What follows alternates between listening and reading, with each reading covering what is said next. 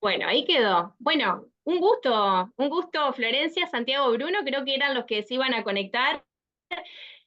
Me presento y me gustaría, aunque sea, ya que somos poquitos, que conocerlos un poquito, por más de que los he escuchado y los he seguido mientras han conversado y han interactuado con Vero.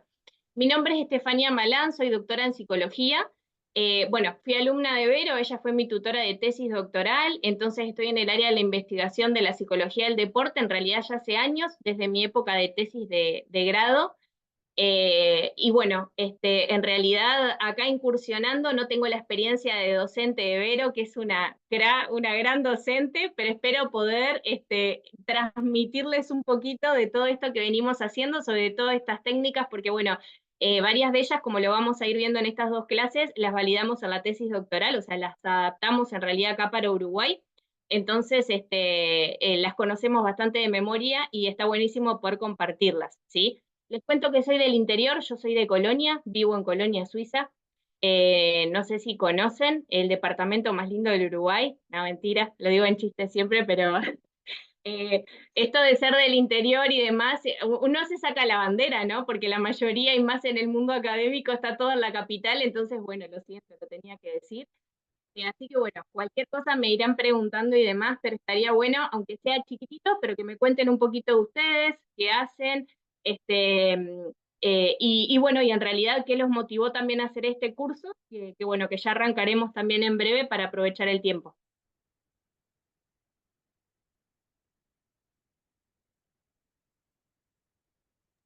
Bueno, rompo el hielo, no pasa nada. Hoy va a haber uno también. Nada, un gusto, Estefanía, Santiago. Soy licenciado en psicología recientemente, igual hace un ratito que estudié, dejé un poco. Soy entrenador de fútbol profesional. Actualmente trabajo como videoanalista de Juventud de las Piedras. Estamos en la segunda, ahí peleando por el ascenso. Y bueno, me echando un poquito de las dos, desde la parte de entrenador y también desde lo psicológico como un complemento importante. Este, y bueno, que por ahora estoy en este rol, quién sabe, capaz en otro momento puede surgir un rol distinto. Y bueno, nada, así que va por ahí mi formación. Soy de Artigas, así que bueno, también.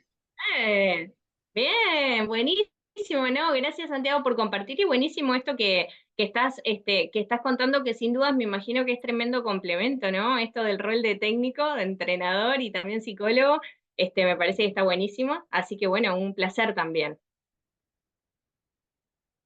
Bueno, Bruno, Florencia, ¿alguien que se Voy, anime? voy. Dale, dale, Flor. Un gusto, Estefanía, Florencia, por acá.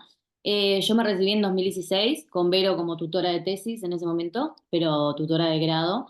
Y bueno, y después me tomé ahí como un tiempito, me fui a Estados Unidos a estudiar inglés y otras cosas, y después volví y me metí en lo que es clínica, hice el máster de psicología del deporte en la Sociedad Iberoamericana, ese que es Sí, online, ¿viste?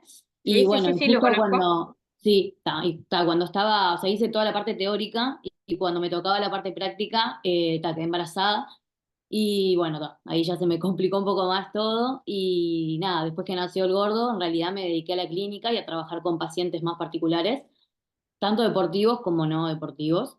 Y después quedé embarazada de vuelta, tuve a la gorda y lo mismo, en realidad como que siempre estuve más enfocada en lo que es pacientes particulares, muchos deportivos, porque gracias al máster tuve las herramientas y bueno, aprendí un montón, si bien me faltó la parte práctica que es más de clubes, en realidad es más colectiva, lo que es tipo así individual, la verdad que aprendí un montón y me sirvió pila.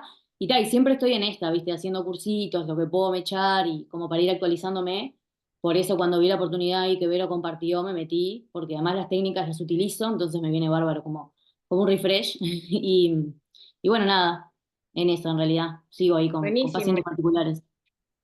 No, genial, Flor. Bueno, un gusto también. Varias cosas de lo que dijiste como muy interesantes. Primero de que, bueno, vieron que lo estuvieron hablando con Vero en estas otras clases, de que, o sea, uno puede hacer, en realidad llevar a cabo esta psicología clínica aplicada al deporte desde el consultorio particular, como vos lo estás contando. A mí me pasa también mucho, y bueno, mismo Vero tiene muchos pacientes también deportistas.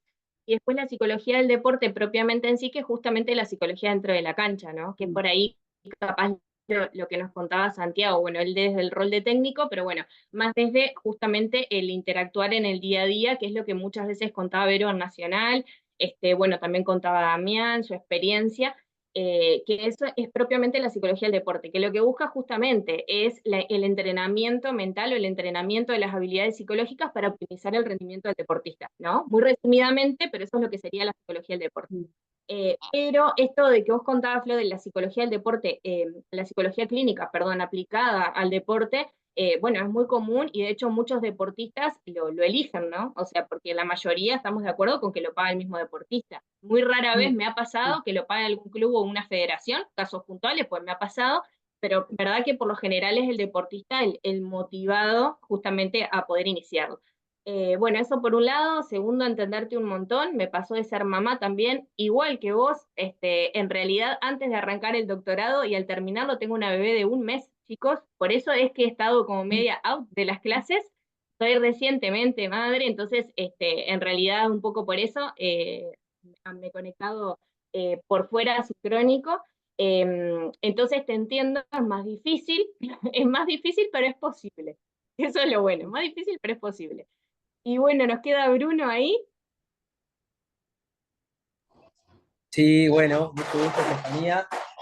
Bueno, yo soy licenciado en psicología también. Disculpen el sonido, porque bueno, no fui mamá, pero soy papá y la primera hora del curso estoy acá con mi pequeño, que a veces ya se arrima la cámara y eso. Paco, Cero estrés. justo ahora está moviendo un ómnibus ahí que se ve que seguramente lo escuchen un poco. Pero bueno, nada, soy licenciado en psicología, egresé en el 2019 en UDELAR y bueno, hice la especialización de 2 años ahí en UDELAR. Entonces, disculpen un segundito. Vení, amor, que tengo que hablar un segundito. Y bueno, un poco mi campo laboral actualmente está en la educación. Tengo ahí una institución educativa 40 horas, entonces bueno, trato de siempre de tener alguna intervención en deporte, porque bueno, es mi pasión. Digo, primero tuve ahí como mi etapa como futbolista, como deportista a nivel semiprofesional, digamos, tercera división, ahí formativas. Y bueno, después me fui como decantando ahí por la psicología y por sobre todo tal, el objetivo de trabajar en la psicología del deporte. Y bueno, la realidad que actualmente, desde el punto de vista profesional, no me desempeño una carga horaria importante de horas en la psicología, pero bueno, es el anhelo y por eso también la idea de continuar formándome, actualizándome. Este, entonces, bueno, a grandes rasgos va un poco por ahí mi situación. No, no, buenísimo. Perdón, y Juego en casa. soy de Las Piedras, que en realidad es Bien. zona Estás ahí, metropolitana, es el estás interior ahí. técnicamente, pero tenemos mucha influencia de la capital. No es Bien, lo mismo que bien, ser del interior, o sea, Cuando bien. profundo. cuando quieras ir a ver al jugue, Brune, avísame nomás que te hago entrar. No pasa nada. ¿Cómo no? ¿Cómo no? Jugué Estamos ahí unos ahí. cuantos años, así que tengo algún conocido todavía por allá. Vamos arriba. Vamos arriba. Bueno, eso es lo lindo de estas instancias, ¿no? La verdad que un placer conocer los chicos y bueno, la idea es esto, poder tener el intercambio y que ustedes se sientan como abiertos y con toda la confianza también de poder hacer preguntas o de por ahí aportar o demás, porque bueno, quizás por las profesiones o por lo que se dedican ustedes, algunos tienen como un acercamiento más importante a todo lo que son las técnicas de evaluación psicológica, quizás hay otros que no.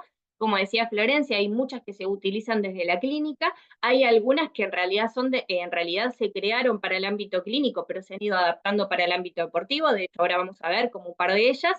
Entonces, la idea es la versatilidad de esto y en realidad también el ver y contar con instrumentos que están adaptados. Acá en Uruguay también está buenísimo, porque no es nada menor, ¿no? Entonces, bueno, chicos, lo primero que voy a hacer es compartir pantalla. Díganme, ¿están viendo toda la presentación? ¿Me hacen así? ¿Sí? Perfecto.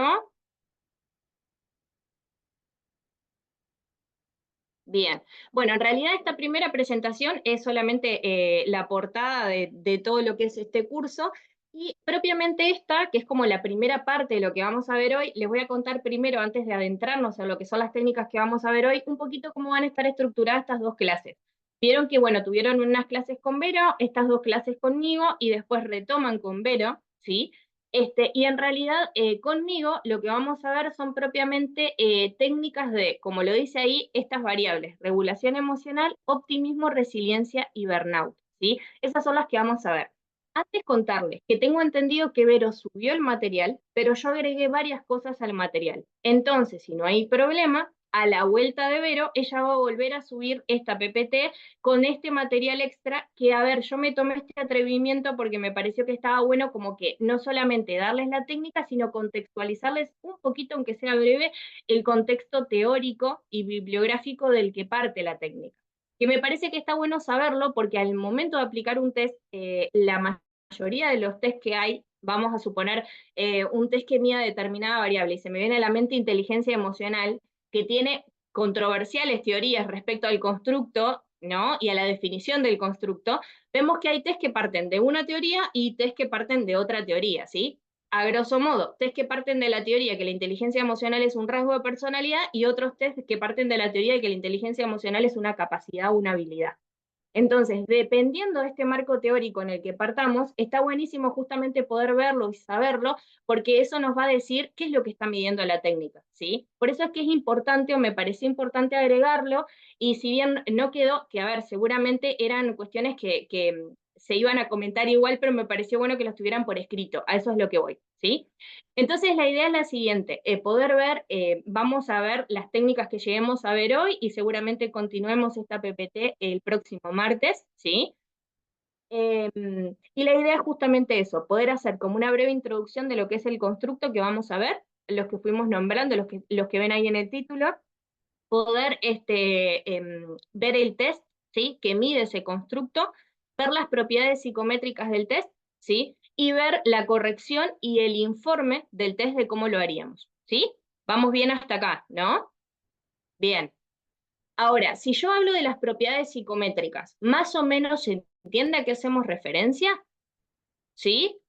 Porque si no, por lo menos les digo como un breve resumen que para mí es genial para entender qué significan las propiedades psicométricas de los test, que es lo que tanto los investigadores evaluamos, medimos, hacemos un montón de estadística y demás. ¿Les parece? Les comparto como un mini resumen para que entendamos de qué estamos hablando cuando hablamos de propiedades psicométricas. ¿Sí? Bien. A grosso modo, es bien sencillo mi explicación, pero a grosso modo tenemos como 2 grandes propiedades que evaluamos al momento de crear un instrumento, de validarlo, de adaptarlo, ¿sí? Estuvieron hablando con Vero las diferencias entre validar y adaptar, porque lo estuve escuchando la clase pasada, pero a grosso modo hay 2 grandes propiedades que siempre se ponen como, en realidad se estudian al momento de crear un instrumento o al momento de adaptarlo o validarlo. Por un lado tenemos la validez, y por otro lado tenemos la confiabilidad, ¿sí? Quizás 2 términos que han escuchado. Hay diferentes tipos de validez, hay diferentes tipos de confiabilidad, ¿sí? ¿Qué es una y qué es la otra? Se lo voy a tratar de explicar de una forma muy sencillita. La confiabilidad es justamente que el test sistemáticamente mida lo que pretende medir. ¿Qué significa esto? De que si yo aplico el test a determinada población, con determinado género, con determinada edad o con determinadas características sociodemográficas, y después de un tiempo, por ejemplo, ¿no?, lo vuelvo a aplicar en esas mismas condiciones, los resultados sean similares. ¿Se entiende? Eso significa que la técnica es confiable, ¿sí? Eso, por ejemplo, es lo que sería la confiabilidad test-retest. La más común y la más utilizada es la consistencia interna, capaz la han escuchado, la fiabilidad de un instrumento, que en realidad lo que habla es que, por ejemplo, dentro del mismo cuestionario, la persona ante determinados ítems que se asemejan responde de una manera similar. Eso habla de que el cuestionario tiene una buena consistencia interna. Yo no sé si ustedes han hecho test, vieron que los psicólogos nos encantan aplicar, pero a veces no nos han aplicado, ¿no? Pero si ustedes se han hecho algún test, o si en realidad les han aplicado algún test, vieron que hay veces, pienso en un test de personalidad, hay ítems que parece como que se repiten o que son muy parecidos, ¿verdad? Sí, ahí me hacen con la cabeza. Bien, ¿por qué? Porque están midiendo la consistencia interna, ver si nosotros somos consistentes en estos resultados. Eso es la confiabilidad, una de las propiedades psicométricas más importantes de los test. Ahora, por otro lado tenemos la validez. ¿Qué significa la validez? muy simple, que el test mida lo que pretende medir, ¿sí? Por ejemplo, yo que usé el término, el constructo en realidad de inteligencia emocional hoy para dar un ejemplo, que mida inteligencia emocional y no que mida empatía, o que mida cognición social, o que mida teoría de la mente, o que mida, estoy tratando como de buscar constructos medios como que por ahí se asemejan, o que tienen cosas parecidas, o que incluso integran la inteligencia emocional, pero que no son inteligencia emocional. ¿Se entiende? Entonces, que mida lo que pretende medir, eso es la validez, ¿sí? Entonces, por ejemplo, una validez discriminativa es que justamente yo lo mida con otra variable y que vea las diferencias, por ejemplo, en tanto estoy midiendo lo que pretendo medir, ¿sí? Esas son las propiedades psicométricas como las más importantes, ¿sí? Incluso para adaptar una escala, que vamos a ver, por ejemplo, las que adaptamos en mi tesis doctoral, tuvimos que hacer tanto análisis de validez como de confiabilidad para poder adaptarlas acá en Uruguay. Pero me pareció muy simple poder dejarles como estos pequeños conceptos, y que a veces uno habla de las propiedades psicométricas de los test o las escuchamos en un congreso de más y a veces ni sabemos bien qué es, o por ahí se nos olvidó también, porque capaz que en facultad lo vimos y no lo tenemos tan refrescado. Y es muy sencillo y son muy importantes, tanto la validez como la confiabilidad. Y también está bueno para que podamos entender. Principalmente nosotros lo que vamos a ver en los tests como propiedad psicométrica es la fiabilidad o confiabilidad en el alfa de Cronbach, que es una medida para justamente analizar la consistencia interna, ¿sí? Que es una de las formas de medir la confiabilidad. Entonces está bueno que lo sepamos porque es muy importante, y cuanto más alta, o sea, cuanto más se acerque a uno, que después lo vamos a ver, mejor confiabilidad tiene la técnica. Pero bien, vamos a comenzar, ¿sí? Con la primera técnica, y en realidad es el test POMS, que es el test de perfil de estados de ánimo, ¿sí? O en realidad con sus siglas en inglés, el POMS. ¿Lo conocen? ¿Lo han aplicado? ¿En realidad alguien lo escuchó alguna vez o no? Es nuevito. Santiago, ya veo con tu cabeza que no. Bien. Se los Sí, yo pregunto, ¿saben por qué? Porque es un test que en realidad se comienza a aplicar en la clínica. Sí, Bruno. lo conozco que lo dimos teóricamente en la especialización. Tuvimos algunas clases en relación, pero no, nunca lo apliqué. O sea que en realidad tengo por arriba, y tal, obviamente ahora no, seguramente no me acuerdo con exactitud, ¿no? Pero sí lo tengo de nombre y haberme aproximado desde ese lugar. Bien, Nunca lo apliqué. bien, bien, bien. Yo tampoco nunca lo apliqué. Lo tengo de nombre también, lo conozco, pero no lo apliqué. Bien, está buenísimo, chicos, porque la idea es justamente aprenderlo, y van a ver que es muy útil, incluso en el ámbito clínico o en otros ámbitos más allá del deporte, ¿sí? Si bien es uno de los test que más se utiliza en el deporte, y ahora vamos a ver por qué, porque en realidad se ha validado y se ha adaptado a diferentes países, está bueno por lo que mide. Y acá les voy a contar un poquito, ¿no? Eh, Como lo dice acá, es uno de los instrumentos más utilizados en psicología, ¿sí? eh, Justamente para medir los sentimientos, los afectos y los estados de ánimo. Entonces, es un test que seguramente, por más de que lo hayan tomado o no, es uno de los que por ahí les suenan, porque es uno de los que más se utilizan justamente para esto. Y fíjense, hablando, ¿no? Que yo hoy les di el ejemplo de la inteligencia emocional. Lo que es las emociones es un tema muy controvertido, ¿no? En psicología, porque justamente, como dice acá, inspira diferentes definiciones del mismo constructo, ¿sí? Y ahí sabemos de que hay muchas teorías, ¿sí? Respecto a un mismo constructo. Y fíjense, una forma de conceptualizar a lo que es la emoción y la diferenciación. Fíjense que tenemos varias palabras que se asemejan. Tenemos sentimiento, tenemos afecto, tenemos emoción, tenemos estado de ánimo, y muchas veces estos límites se pueden llegar a mezclar, ¿sí? Fíjense lo que hoy les hablaba de la validez. Por eso es tan importante que un test mida lo que pretende medir, porque si se mezcla con otros conceptos, ahí estamos como medio en el horno, ¿no? Entonces, este test en particular, como vemos acá, hay muchas, como dice ahí, aproximaciones teóricas que tienen puntos de vista diferentes respecto a lo que es este constructo. Pero para la validación de este instrumento, por eso me pareció que estaba bueno poder acoplarles a ustedes en esta PPT un poquito de esta teoría para que sepamos de dónde parte. Fíjense que la diferenciación conceptual es la que señalan, y ahí tienen los autores, en donde las diferencias principales de estos términos, lo que es sentimiento, lo que es afecto, lo que es emoción, lo que es estado de ánimo, radica justamente en la duración temporal y en la vivencia emocional de cada persona, y así como en la relación con el proceso cognitivo. Les voy a dar un ejemplo. si yo pienso en lo que es emoción y la defino es como una reacción psicofisiológica, ¿no? Psico porque comienza acá, fisiológica porque obviamente que invade todo el cuerpo. Pero si vamos a lo que es la definición, una emoción dura microsegundos, ni siquiera segundos, microsegundos, ¿sí? Hoy por hoy las neurociencias nos avalan eso y en realidad lo podemos ver a través de la neuroimagen. Ahora, el sentimiento es el término que yo le asigno a la emoción, ¿sí? Es decir, lo que perdura. Me siento triste, me siento alegre, ¿sí? Me siento eufórico, me siento ansioso, ¿se entiende? Sí. Entonces, las diferencias en los términos quizás son como milimétricas, perdón, pero son muy importantes de que las tengamos en claro. Entonces, estos autores, cuando realizan la validación de este cuestionario, de este instrumento, plantean justamente esto, de que estas diferencias en estos términos que por ahí a veces se mezclan, ellos lo van a diferenciar o lo van a señalar de acuerdo a esa duración temporal, o sea, cuánto dura lo que estoy sintiendo, esa vivencia emocional y la relación con el proceso cognitivo que me genera y que le asigno, ¿sí? Así como dice ahí, la estabilidad o la fluctuación a través de las diferentes situaciones deportivas, ¿sí? A la que va a estar expuesto el deportista, porque obviamente que no es lo mismo, que lo han hablado con Vero, ¿no? En otros cuestionarios, me acuerdo que ella dio el ejemplo, creo que el de ansiedad precompetitiva.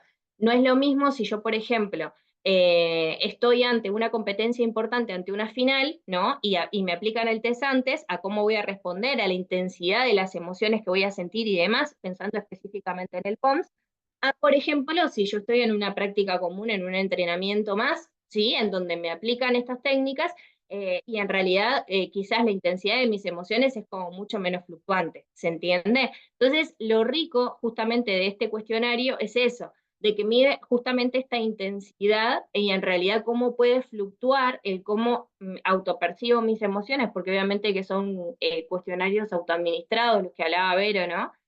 Y la fluctuación que van teniendo dependiendo de la situación deportiva en la que me encuentro, ¿sí?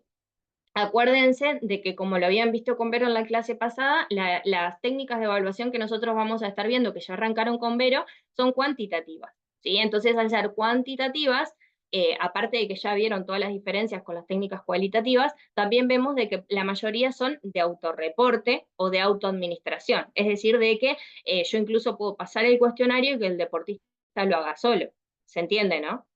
Entonces, justamente, como lo estuvieron viendo, es importante ver el momento en el que aplico la técnica, que también lo estuvieron hablando con Vero, porque va a condicionar, por decirlo de una manera, esa foto del momento. Entonces, de este cuestionario en particular, obviamente de que dependiendo de en qué situación yo lo aplique, va a sacarme esa foto del momento. Y más con la riqueza que tiene el cuestionario de los datos que aporta, que ahora los vamos a ir viendo.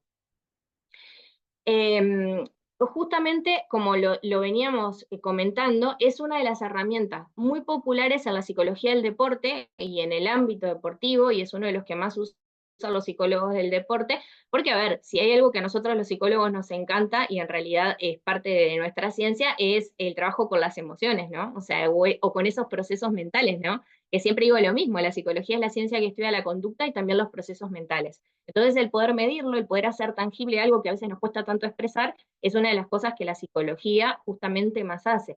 Por eso es que es tan rico este cuestionario en la psicología del deporte. Si bien la creación del cuestionario a priori fue en un ámbito clínico, como vamos a ver en la mayoría, es un cuestionario que se utiliza y de larga data en la psicología del deporte, lo vamos a ver ahora, no me acuerdo del año de la validación, pero es en el 2000 o 2008, por ahí, o sea, hace varios años, y en realidad, justamente porque se asocian y se comparan los estados de ánimos predominantes justamente de los deportistas de élite y el alto rendimiento en una variedad de diferentes deportes. Entonces, si nosotros empezáramos a buscar y ver respecto al cuestionario, vemos de que está aplicado tanto en hombres como en mujeres, en diferentes edades, tanto en deportes individuales como en colectivos. Entonces hay mucha riqueza de datos justamente para poder aplicarlo y también para poder interpretarlo, ¿sí? Que por eso está tan bueno este cuestionario en el ámbito del deporte.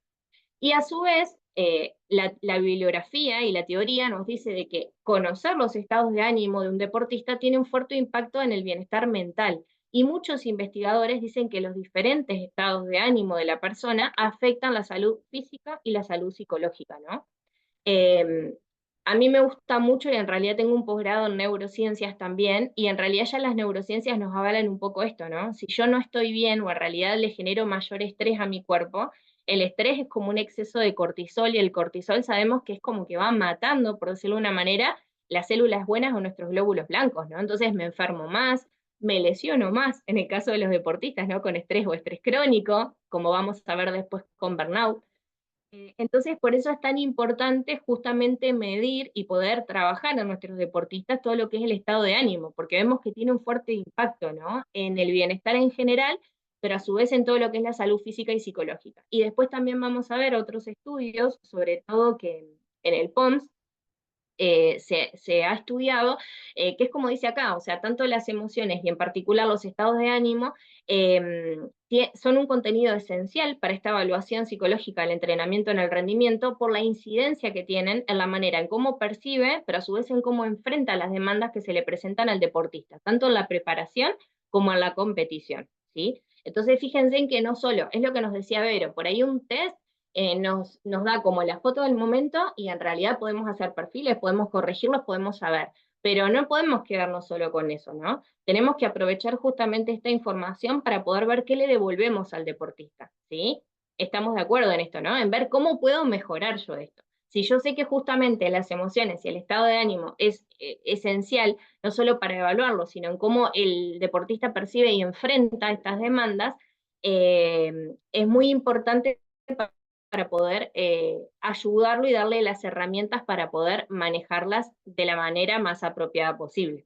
Justo esta semana me pasó de recibir un futbolista que una de las cosas que le costaba en realidad era bien el manejo emocional y este control, por lo menos él lo manifestaba de esta manera, era la presión del público, ¿no? Imagínense acá, en un pueblo, él jugó profesional muchos años de su vida y ahora está jugando en un club de acá de Colonia, si bien juega profesional porque le pagan, a lo que voy es que la presión del público, que él me decía de una persona que le grita específicamente a él todos los partidos, con nombre y apellido, ¿no? Y le grita una sarta de cosas, ¿no?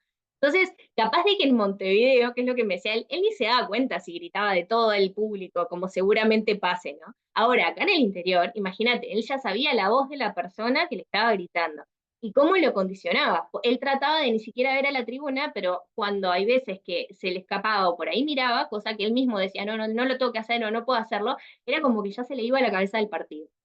Entonces, todo su estado emocional se le iba absolutamente en ese ratito, en ese momento donde escuchaba a esa misma persona. Y bueno, le pasó de esta manera, de que no pudo controlar y que se vio totalmente anulado en el partido. Bueno, de hecho jugó muy mal, se súper quebró después del partido en el vestuario. Y en realidad le costó después el tener que ir al banco unos cuantos partidos justamente porque no había rendido lo que debería haber rendido. ¿Sí? Entonces, específicamente lo que estamos trabajando con él es justamente, bueno, a ver esto, ¿no? Una cosa es sentir lo que siento, pero otra es cómo reparo este estado emocional. ¿Qué hago para poder repararlo? Repararlo en ese momento, ¿qué estrategias puedo usar para que justamente no me condicione y no condicione mi rendimiento? ¿Sí? Por eso es que es tan importante, como veíamos y como lo hablaban con Vero, no solamente poder dar el pantallazo o el resultado en sí, sino también poder dar las estrategias que claramente, bueno, en este ejemplo justo me pasó esta semana, por eso se los cuento porque es bien fresquito y puntual, pero en realidad tendría un montón de ejemplos de deportistas, ¿no? En este caso era con el fútbol y sabemos que el fútbol es uno de los deportes más populares, ¿no? Que más gente lleva, más masificado en todo el mundo, pero acá en Uruguay más. Entonces, fíjense cómo puede llegar a afectar los diferentes estresores que recibe o que vive el deportista y la bibliografía incluso dice, obviamente que esto parte de mi tesis de grado, pero que el fútbol es uno de los deportes que más presiones emocionales genera en el deportista, justamente por lo masificado que es el deporte, o sea, por lo popular que es. ¿Sí? Entonces, por eso con más razones es importantísimo el poder medirlo. Decime, Santiago.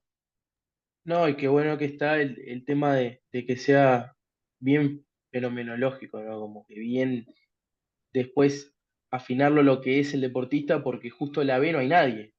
Y por lo general te viven diciendo no, que la presión el otro cuando es, no sé, cuando tenés 20.000 personas mirándote y 20.000 personas puteándote, y a este lo puteaba uno. Entonces, también qué importante es a veces lo que siente ese deportista y que justamente te decía eso, por ahí si eran 20.000, bueno, no sé, no tengo ni idea, pero este que es uno, que estoy en Colonia, que sé quién es, que tal otro, y que encima yo no puedo capaz que reaccionar a darle una trompada, porque y encima sé quién está afuera, porque en la B es así acá, este, qué importante que es eso, ¿no? No solo identificar el estado de ánimo y eso, sino que tenerlo bien contextual y trabajarlo bien, bien específico. No, tal cual Santiago, y en el caso puntual de este futbolista se da en un clásico, ¿no? En un clásico de 2 cuadros de acá, que bueno, que iba mucha gente y que es como él decía, seguramente nos putea a todo el mundo todos los partidos, pero cuando, o sea, era como que esa mujer, aparte de las redes, era como un acoso, ¿no? Con nombre y apellido de una sarta de cosas. Y ese partido fue como que lo sacó de eje.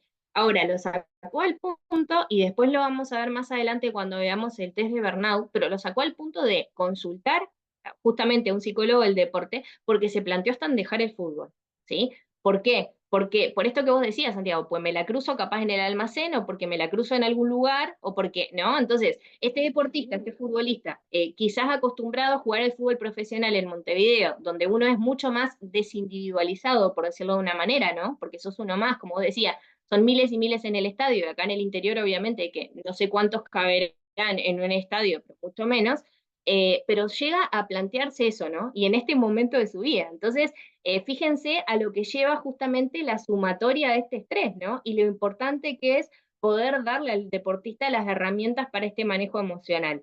Entonces, es en la insistencia en esto que yo tanto escuchaba que Vero se los decía, y yo insisto también, porque, o sea, tanto Vero como yo, o sea, no solo ejercemos investigación, ¿no? Investigamos en el escritorio, sino de que las dos trabajamos desde la práctica también con el deportista, y ahí vos ves la realidad, y ves de que vos podés generar como el número, podés generar todo el resultado, un informe divino, un gráfico espectacular del deportista, pero si no le das las herramientas o demás, es como que queda ahí en la nada, o como que se vuelve vacío.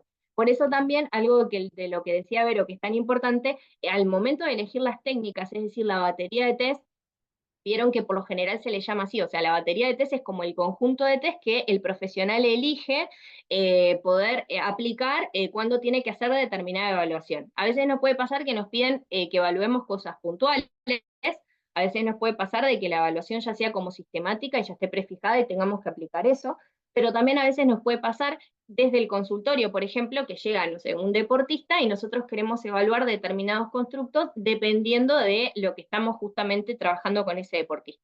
Entonces, por eso es tan importante elegir dependiendo del para qué, o sea, cuál va a ser la finalidad de esa técnica.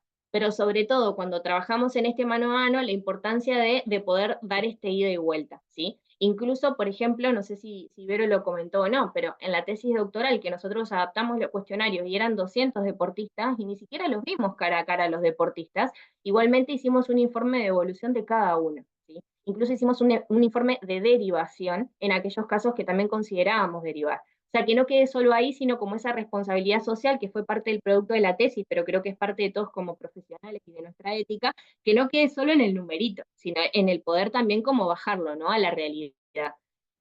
Y bueno, y por último, desde lo que es la teoría del test, justamente la importancia de esto, de que el instrumento presenta una gran y una importante capacidad predictiva justamente en el desarrollo de todo lo que va a ser las predicciones acerca del rendimiento a partir de las características de sus estados de ánimo, porque es lo que hablábamos, y di el ejemplo de este deportista puntual, y cualquier cosa, si ustedes quieren contar algo puntual que les haya pasado, como Santiago me encantó, levantan la mano, y me encanta porque la idea es aprender entre todos, ¿no? Pero es tal cual esto, quizás estas características puntuales de cómo se estaba sintiendo anímicamente repercutieron claramente en su rendimiento, ¿no? Y le costó, o sea, comerse el banco, dijera él, unos cuantos partidos hasta que el técnico lo vuelve a poner, y cuando viene esta semana específica a la consulta me cuenta de que había entrado al partido pocos minutos al final del segundo tiempo y que él siente que cambió el partido de lo bien que jugó. Y esta mujer estaba, y los gritos estaban, pero él entró distinto, ¿sí? O sea, cómo el poder implementar las estrategias, lo bien que se siente, que fue o sea, lo lindo de poder verlo, ¿no? Desde este otro lado, ver que él pudo llevarlo a la práctica estas herramientas y pudo generar como este control emocional, esta reparación emocional para poder rendir de la mejor manera. Por eso es que es un cuestionario que para mí es como esencial y por eso en realidad me tomé como este atrevimiento de explicar un poco desde la teoría también, porque está bueno que ustedes tengan estos datos y que no quede solo en el cuestionario y en ver cómo aplicarlo, sino en ver desde dónde sale y para qué me sirve. Y ver que realmente tiene una capacidad de predicción en el rendimiento bastante importante. Por eso es que es un test que desde la clínica se aplica también al ámbito deportivo. Entonces acá vemos lo que son las propiedades psicométricas del instrumento, ¿sí? Que ya vimos lo que eran las propiedades psicométricas y acá vemos de que la escala original la crean estos autores, que en realidad no la crean al ámbito deportivo claramente, como les contaba yo, la crean en el ámbito de la clínica, por allá por el 1971, y fue adaptada al castellano y al deporte por estos otros autores, por Andrade, Arce y Seoane en 2008. Vieron que yo les decía que era por ahí alrededor del 2000, pero fue en 2008. Ellos incluso hacen varias adaptaciones y validaciones a lo largo de los años.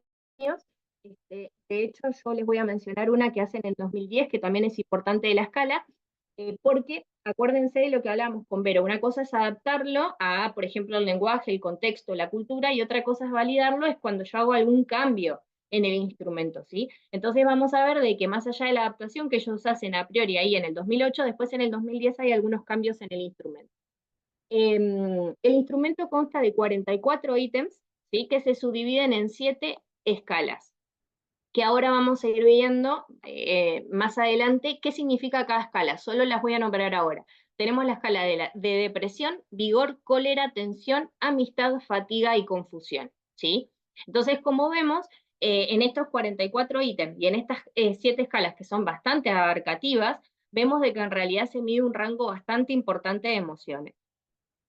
Como yo les iba mencionando, en el 2010 se hace un análisis factorial exploratorio, se lo voy a solo mencionar para que lo sepan nada más, pero ahí se ve de que el número de factores y la composición de cada factor en realidad se quiere determinar y se ve que hay uno, específicamente el factor de confusión, que vieron que lo nombré dentro de los 7, que se confundía con otros. ¿Sí? Entonces se decide sacar ese factor, ¿sí? Y que queden solamente 6 factores, y de ese año hasta ahora, en realidad se aplican estos 6. En realidad el único que se saca es confusión y queda cólera, fatiga, vigor, amistad, tensión y estado deprimido. En esos mismos 44 ítems, ¿sí? No les voy a explicar psicométricamente por qué se saca, pero en realidad la carga factorial no era tan buena como para que sea un factor independiente, entonces por eso se decide sacar, porque al sacarlo las propiedades psicométricas del instrumento mejoraban, ¿sí? Entonces es a partir de ahí como el cuestionario tiene 6 escalas. ¿Por qué lo nombro? Porque si ustedes buscan en internet diferentes papers, o sea, diferentes trabajos científicos, van a ver de que en algunos se nombra con 7 escalas este cuestionario y en otros con 6. Por ejemplo, acá en Uruguay específicamente, y lo hablábamos con Vero, a partir de esta validación, se utiliza el POMS con 6 escalas, ¿sí? Que es el que vamos a ver ahora y lo vamos a ir viendo. Fíjense cómo es la manera de responder. Es una escala de tipo Likert, porque va de 0 a 4 en este caso, donde 0 es nada y 4 es muchísimo, y se valoran cada uno de los adjetivos, que ahora vamos a por lo menos leer algunos o ver algunos de ejemplo, presentados a la pregunta, ¿cómo te has sentido durante la semana pasada, incluyendo el día de hoy? ¿Sí? Entonces es como que ante esta consigna, ante esta pregunta, ellos tienen que ir marcando de 0, que va a nada, a muchísimo, en una lista de 44 adjetivos, ¿sí? Que ahora vamos a ir viendo. Solamente para que lo tengan, ¿se acuerdan que hablábamos de la fiabilidad? O sea, la confiabilidad, que es una de las características importantes de los instrumentos, o sea, a la hora de evaluar las propiedades psicométricas, y ahí vemos el alfa de Cronbach, que mide la consistencia interna del instrumento por cada una de las escalas, y vemos que en general es muy buena. De hecho, la más baja es 0.76, que es muy buena también, ¿sí? Entonces ahí vemos de que es un instrumento que realmente se aplica en el ámbito deportivo porque tiene muy buenas propiedades psicométricas, más allá de los datos muy buenos que aporta. Entonces, en general, y vieron que acá tenemos las 6, ya la escala de confusión desaparece de todo lo que es este análisis psicométrico de las propiedades. Eh, Vemos de que es muy bueno para justamente poder replicarlo, y también es un instrumento muy confiable en cuanto a la fiabilidad o consistencia interna. Este es el instrumento, ¿sí? Yo creo que se ve bien toda la pantalla ustedes, ¿verdad? Cualquier cosa van como ahí viendo. Fíjense en lo que tenemos. Tenemos una lista de 44 adjetivos, ¿sí? Donde del 0 al 4, que tenemos la escala de Likert, tenemos que ir respondiendo, acuérdense de esta pregunta. ¿Cómo te has sentido durante la semana pasada, incluyendo el día de hoy? ¿Sí? Por eso es que es tan importante lo que planteaban los autores, de que depende de qué momento yo decido o de en qué momento del deportista, ¿no? O de la competición voy a aplicar este cuestionario, porque justamente es ante esta premisa, ¿no? O sea, ¿cómo te has sentido durante esta semana, incluyendo el día de hoy? Entonces, fíjense de que tenemos adjetivos que se van a ir como dividiendo, por decirlo de una manera, que después lo vamos a ver en la corrección, en las diferentes escalas. Por ejemplo, el ítem 8, triste, es bien de la escala de depresión, ¿sí? O, por ejemplo, tenemos el ítem 11, amable, tiene que ver con la escala de amistad, ¿sí? Enérgica, con la escala vigor. Ahora vamos a ir viendo cómo se diferencian las escalas, pero tenemos diferentes adjetivos eh, que se van a ir como subdividiendo las escalas. Eh, Creo que todos se entienden, no sé si hay algunos que le genere como alguna duda o que por ahí, no sé, por ahí veo, Flor, que estás leyendo, que por ahí genere como, viste que son bastante como usuales, ¿no? ¿Vieron? Son bastante usuales, ¿sí? Activa, melancólica también es de esa escala de depresión. Bueno, ahora vamos a ir viendo un poco a qué hace referencia cada escala, si bien los nombres y más teniendo acá 3 psicólogos, creo que ya deben de saber de qué se tratan las escalas, pero está bueno poder dejárselos también resumidos. Eh, pero en realidad son términos que son bastante usuales, o sea, son adjetivos todos, y en realidad acuérdense de que miden como esa foto del momento, ¿sí? Fíjense qué significa o en realidad a qué hace referencia cada una de las escalas. ¿Y por qué este iceberg? Porque en realidad se espera como determinado perfil de iceberg, lo van a ver en la bibliografía y ahora lo vamos a ir viendo en el momento de la corrección. La primera, que es depresión, refleja este estado de ánimo más bien deprimido. A mí me gustó porque yo fui complementándolo con bibliografía y en realidad como hace referencia como a ese sentimiento de inutilidad, de desesperanza, de aislamiento o de sentirse solo respecto a los demás. Vieron que en el test también hay un adjetivo que es solo, o sea, ¿no? Me sentí solo en esta última semana, ¿sí? A eso hace referencia lo que es la escala más de depresión, que es este bajo estado de ánimo o un estado de ánimo deprimido. La escala vigor representa justamente un estado de elevada energía, pero si bien es un estado como de elevada energía o eh, de ebullición, decían otros artículos que me pareció, no sé, rara la palabra, pues no la solemos usar, ¿no? Pero como de estar como efervescente, o sea, como en ebullición, como con mucha energía, se asocia a una energía positiva, ¿sí? Entonces podríamos decir que la escala se asocia como algo positivo y no es que sea algo patológico, ¿se entiende? ¿Sí? Bien. Yo lo digo por Sí, las dudas porque perfecto. por ahí uno lo lee. ¿Cómo? ¿Sí? Bien, Sí, sí, Bruno. perfecto, perfecto. Bien, ¿por qué lo digo? Porque vieron que a veces uno habla de elevada energía y ya nosotros pensamos ya clínicamente o en alguna otra cosa. No, y en realidad acá se habla de esa elevada energía, de sentirme como bien, como con todas las pilas en esta semana. Después tenemos cólera, Sí, yo que iba a muestra hacer, justa. perdón, Estefanía, esa Sí, pregunta no, no, de cómo era sí. interpretada esta variable de vigor, si como algo positivo o algo negativo. Sí, no, y está perfecto, Bruno, y de hecho, cuando yo también me aproximo a la escala en su momento, también me planteé lo mismo y por eso me gusta mucho leer la teoría y la bibliografía. Y en realidad se asocia con un estado de ánimo bien positivo, ¿sí? Como con esa energía buena. Vieron que, a ver, por contraparte, una de las cosas que caracteriza la depresión es la falta de energía, o anergia, ¿no? Como le podemos decir clínicamente. Entonces, en realidad, no es que en este sentido el vigor se va a lo que sería, no sé, una manía, por decirlo de una manera, un exceso de energía, sino no, todo lo contrario, sino un estado de ánimo, una eutimia, podríamos decir, un estado de ánimo bueno con una energía usual, ¿sí? Respecto a la tercera escala, que es el cólera, muestra este estado, como dice ahí, de ánimo de enfado o de antipatía ante los demás. Y en realidad se caracteriza justamente por eso, porque es un sentimiento intenso o evidente y hacia el otro, ¿no? por ejemplo, y lo vimos ahí a los adjetivos como mal humor, vieron que uno de los adjetivos decía malhumorado, ¿sí? O molesto, o demás, que hacen referencia a lo que es esta escala, ¿sí? O por lo menos la describen.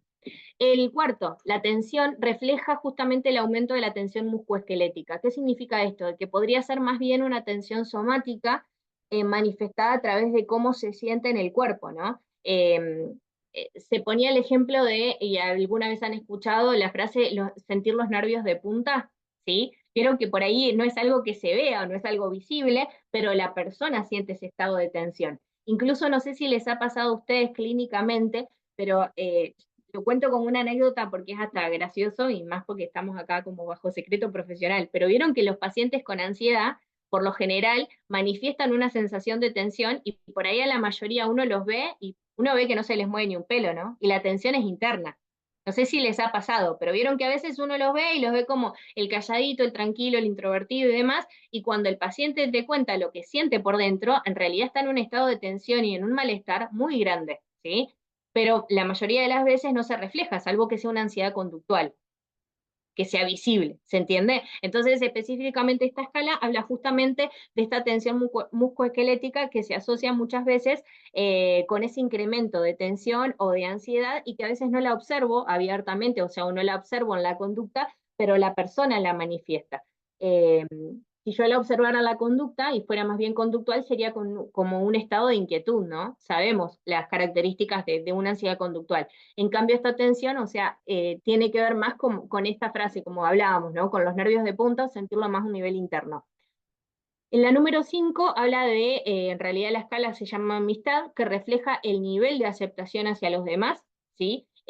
Hacia el otro, hacia el afuera, como vimos que la escala cólera era una de las que también era hacia con los demás, pero más negativa, la amistad es esos sentimientos para con los demás, pero de una manera positiva.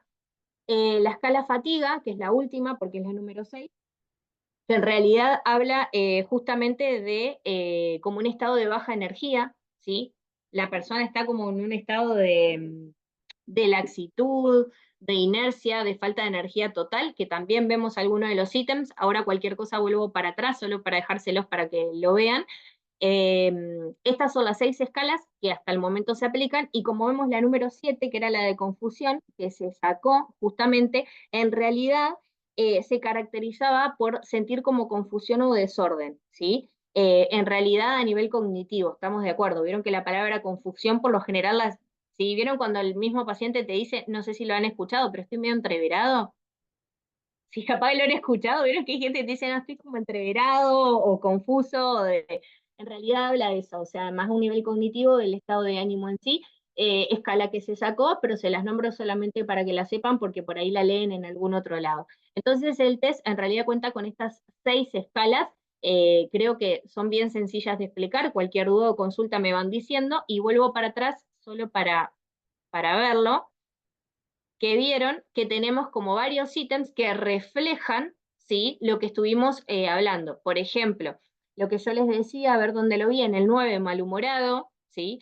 El 8 triste, el 14 nerviosa, o el 15 llena de energía, que habla, ¿no?, de esta escala vigor, ¿sí? Entonces, en realidad ahí vemos de que son adjetivos que describen estas emociones o estos estados de ánimo que vimos recién en las escalas, del 0 al 4, ¿sí? ¿Hasta acá vamos bien? ¿Se entiende? ¿Va todo bien? ¿Sí? Bien. Entonces vamos a la corrección.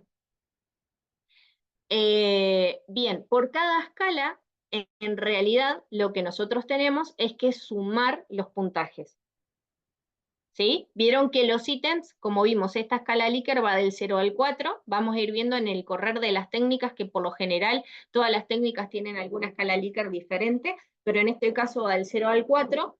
Entonces, ahí tenemos justamente en la corrección los ítems que corresponden a cada una de las escalas.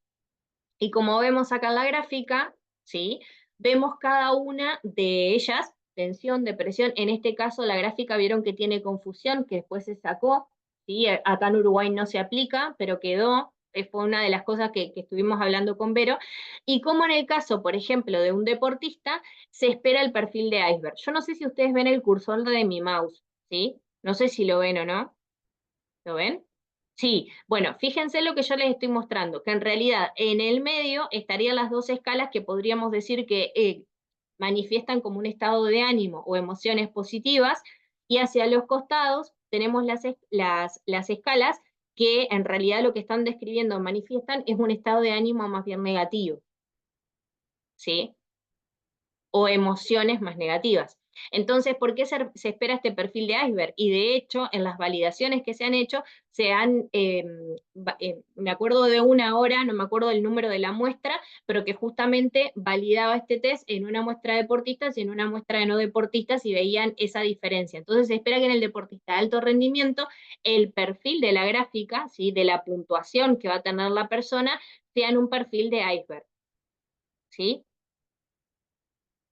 ¿Se entiende? ¿Alguna duda o pregunta? Vieron qué sencillo. Igual la idea después es poder hacer como alguna parte práctica también.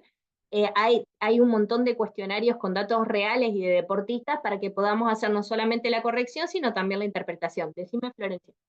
Sí, yo tenía una duda, porque siempre hablamos Sí, desde el deportista. Por sí. ejemplo, ¿se puede aplicar al entrenador?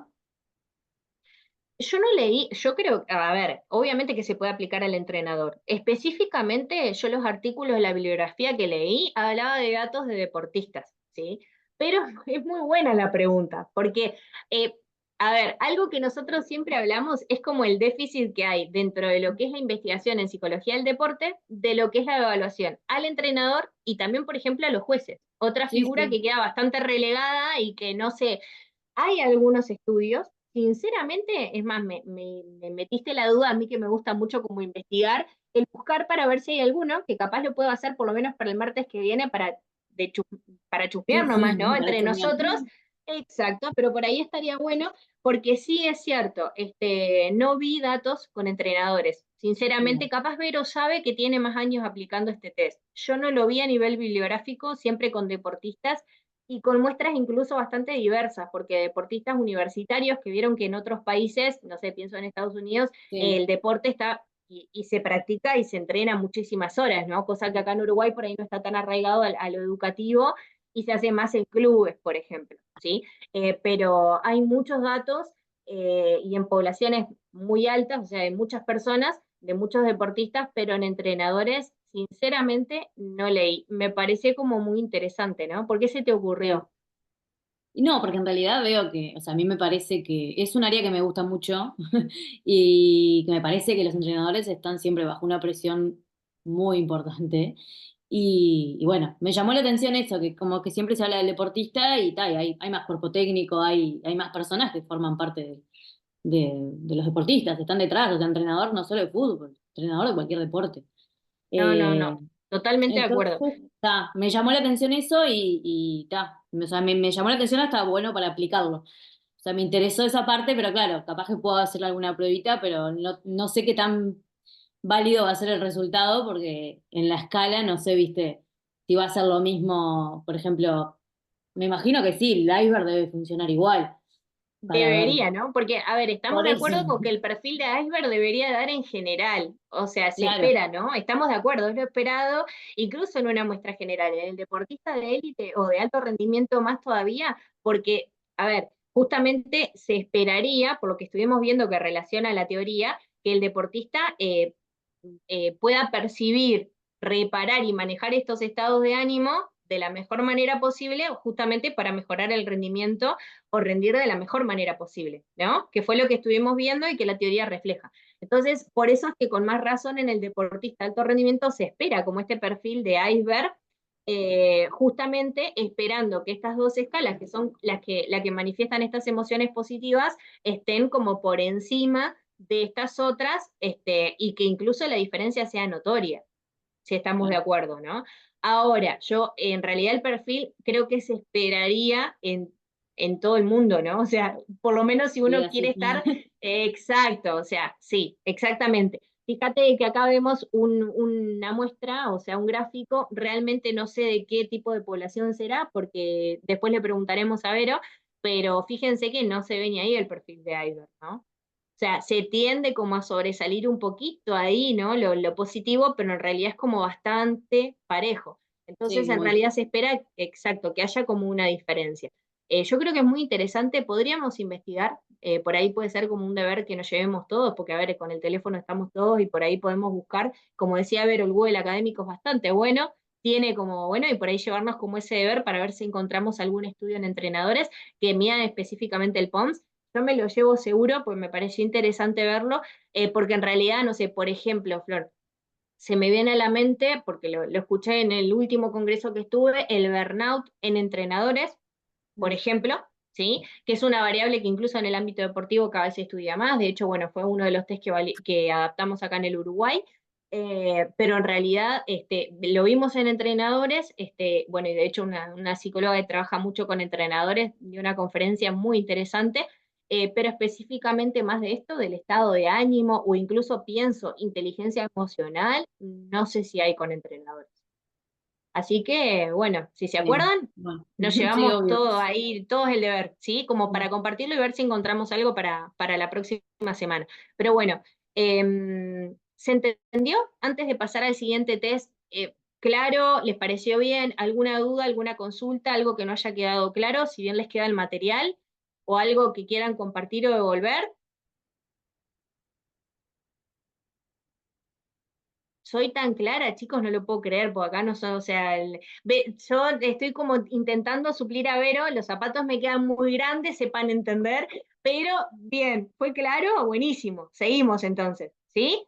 Seguimos Yo con tenía un una concepto, duda, sí, decime, Bruno. Estefanía, digamos, en relación al perfil de iceberg, Sí. tiene que ver con una cuestión visual, porque se llame así, digamos. Sí, sí, sí, sí, sí, sí. Porque en realidad, ¿cómo se corrige? Como lo podemos ver ahí, o sea, teniendo en cuenta las dimensiones y los ítems que pertenecen a cada dimensión, el puntaje que va a ir dando cada una de las dimensiones, justamente es la forma visual de verlo, de corregirlo. Entonces, por eso es que se espera el perfil de iceberg. De hecho, yo lo he visto en diferentes contextos, como les decía, incluso estuve leyendo bibliografía del POMS hasta en el ámbito educativo, vos que estás en educación, y en realidad es como lo hablábamos con Flor recién, es el perfil esperable en general, más sobre todo en el deportista. De hecho, yo no pude pegarles una imagen, pero en uno de los artículos, no me acuerdo en realidad, porque estuve leyendo varios, incluso leí el de la última validación que hace Andrade et al, como digo yo, o sea, en donde se saca la escala confusión. Ahí era muy claro porque tenías dos muestras, el deportista de alto rendimiento y, o sea, una persona común o que capaz, no sé, hacía actividad física, pero no como en el alto rendimiento, y una estaba en línea continua y otra en línea puntuada, y se veía claramente la diferencia justamente en la parte visual y en la gráfica, en donde, por decirlo de una forma, quizás el de la persona que no practicaba deporte era muy similar a esta, y en el deportista de élite o de alto rendimiento claramente se veía ese perfil de iceberg bastante pronunciado. Después de, o sea, me pareció como muy interesante porque la verdad que el resultado les dio como espectacular, ¿no? O sea, que se graficaba de esa manera y se podía ver claramente en la cantidad, ¿no? En la cantidad de casos, en la cantidad de la muestra. Pero sí, obviamente que es el perfil esperado y es totalmente visual. Pero está bueno porque me parece que al tenerlo de esta manera y al poder como hacernos como esta imagen de lo que es el iceberg también, pienso para ustedes, para cada uno de nosotros, al momento de corregirlo, capaz que solo con verlo ya nos da como un pantallazo, ¿no? Y más cuando uno está más ducho en el tema y por ahí lo aplica tanto, como en el caso de Vero, que Vero lo ha aplicado, no sé, un montón y por años y también un montón de deportistas, entonces la experiencia vieron que hace que a veces solo veamos una técnica y ya más o menos sepamos. No sé si alguien aplica lo proyectivo, pero vieron que también a veces vemos solo alguna técnica proyectiva y sin entrar en la corrección del manual, más o menos nos hacemos una idea de para dónde vamos, ¿sí? Bien, entonces en este caso es lo mismo en esta imagen visual del iceberg, ¿sí? Pero bien, seguimos, ¿sí? Seguimos con autoeficacia. Una variable muy conocida, muy estudiada en psicología. Fíjense en la fecha, ¿no? En 1977 data de Bandura, capaz que es un término o un concepto en realidad que lo asociamos específicamente con el nombre de Bandura. No sé si a ustedes les pasó, pero incluso al ver el test es como que data desde ese momento.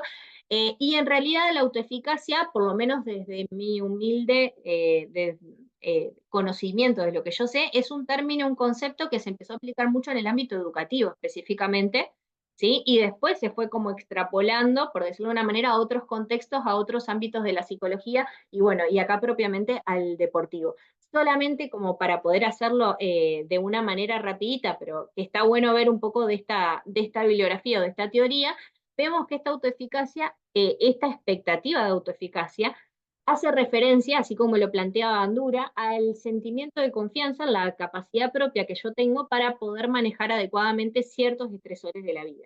Ahora, se diferencia de la expectativa del resultado en que esta última hace referencia justamente a la percepción de la posible consecuencia de esa acción.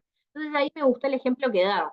Por ejemplo, una persona puede creer que sabe todos los temas para un examen, o sea, que esa sería la expectativa del resultado. Sin embargo, capaz no se considera capaz de llegar a dicho tema. Dice, no, no llego o no lo puedo cumplir, entonces no tendría esa expectativa de autoeficacia. ¿Se entiende? ¿Sí? Vamos bien en lo que es el concepto. Entonces, esta expectativa puede influir tanto en las emociones, en las cogniciones, como en la conducta. Como lo vemos ahí, influyen mis sentimientos, pensamientos y acciones. ¿Por qué? Porque si yo siento que no puedo, obviamente que eso va a condicionar mi respuesta, es decir, mi conducta. ¿Se entiende, no?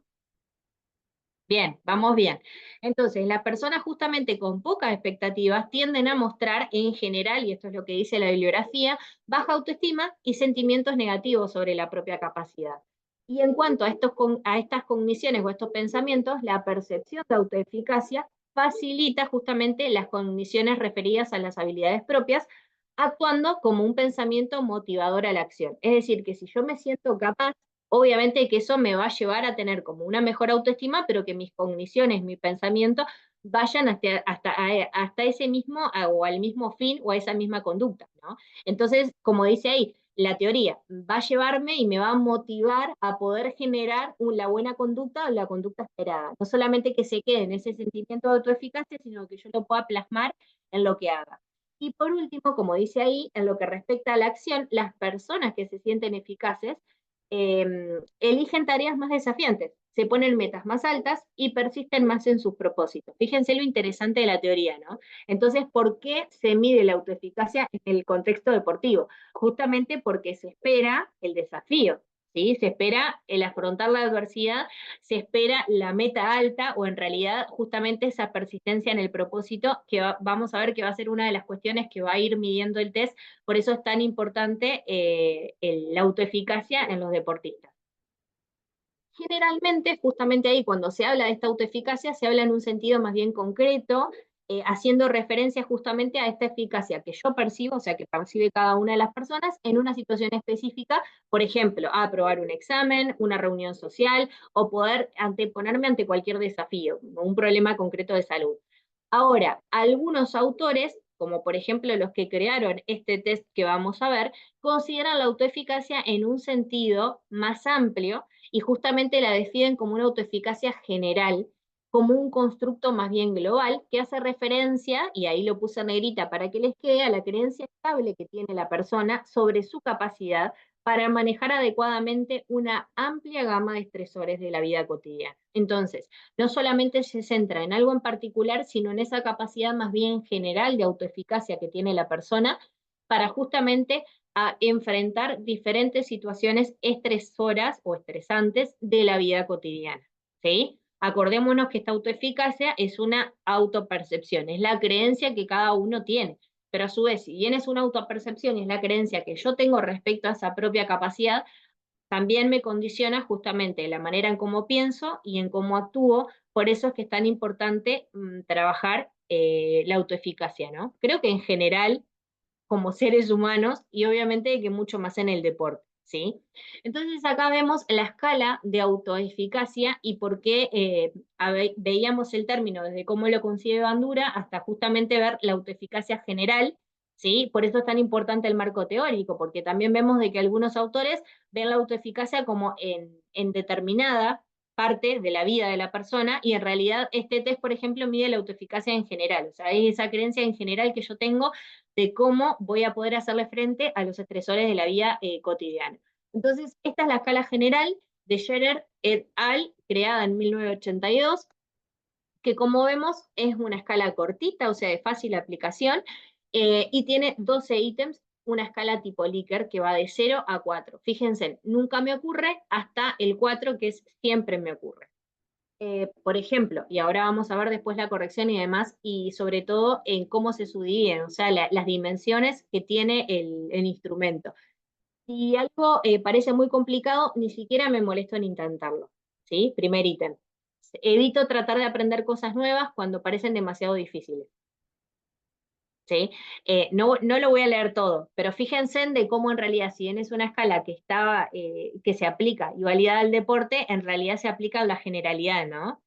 Cuando tengo que hacer algo desagradable, me dedico a ello hasta que lo acabo, ¿sí? Entonces, la persona puntúa de 0 al 4. Fíjense en cómo en realidad se crea y cómo se subdivide la escala para poder, sí, Santiago, decime antes de que pase, porque por ahí sigo y nos queda No, tu no, pregunta. tranqui.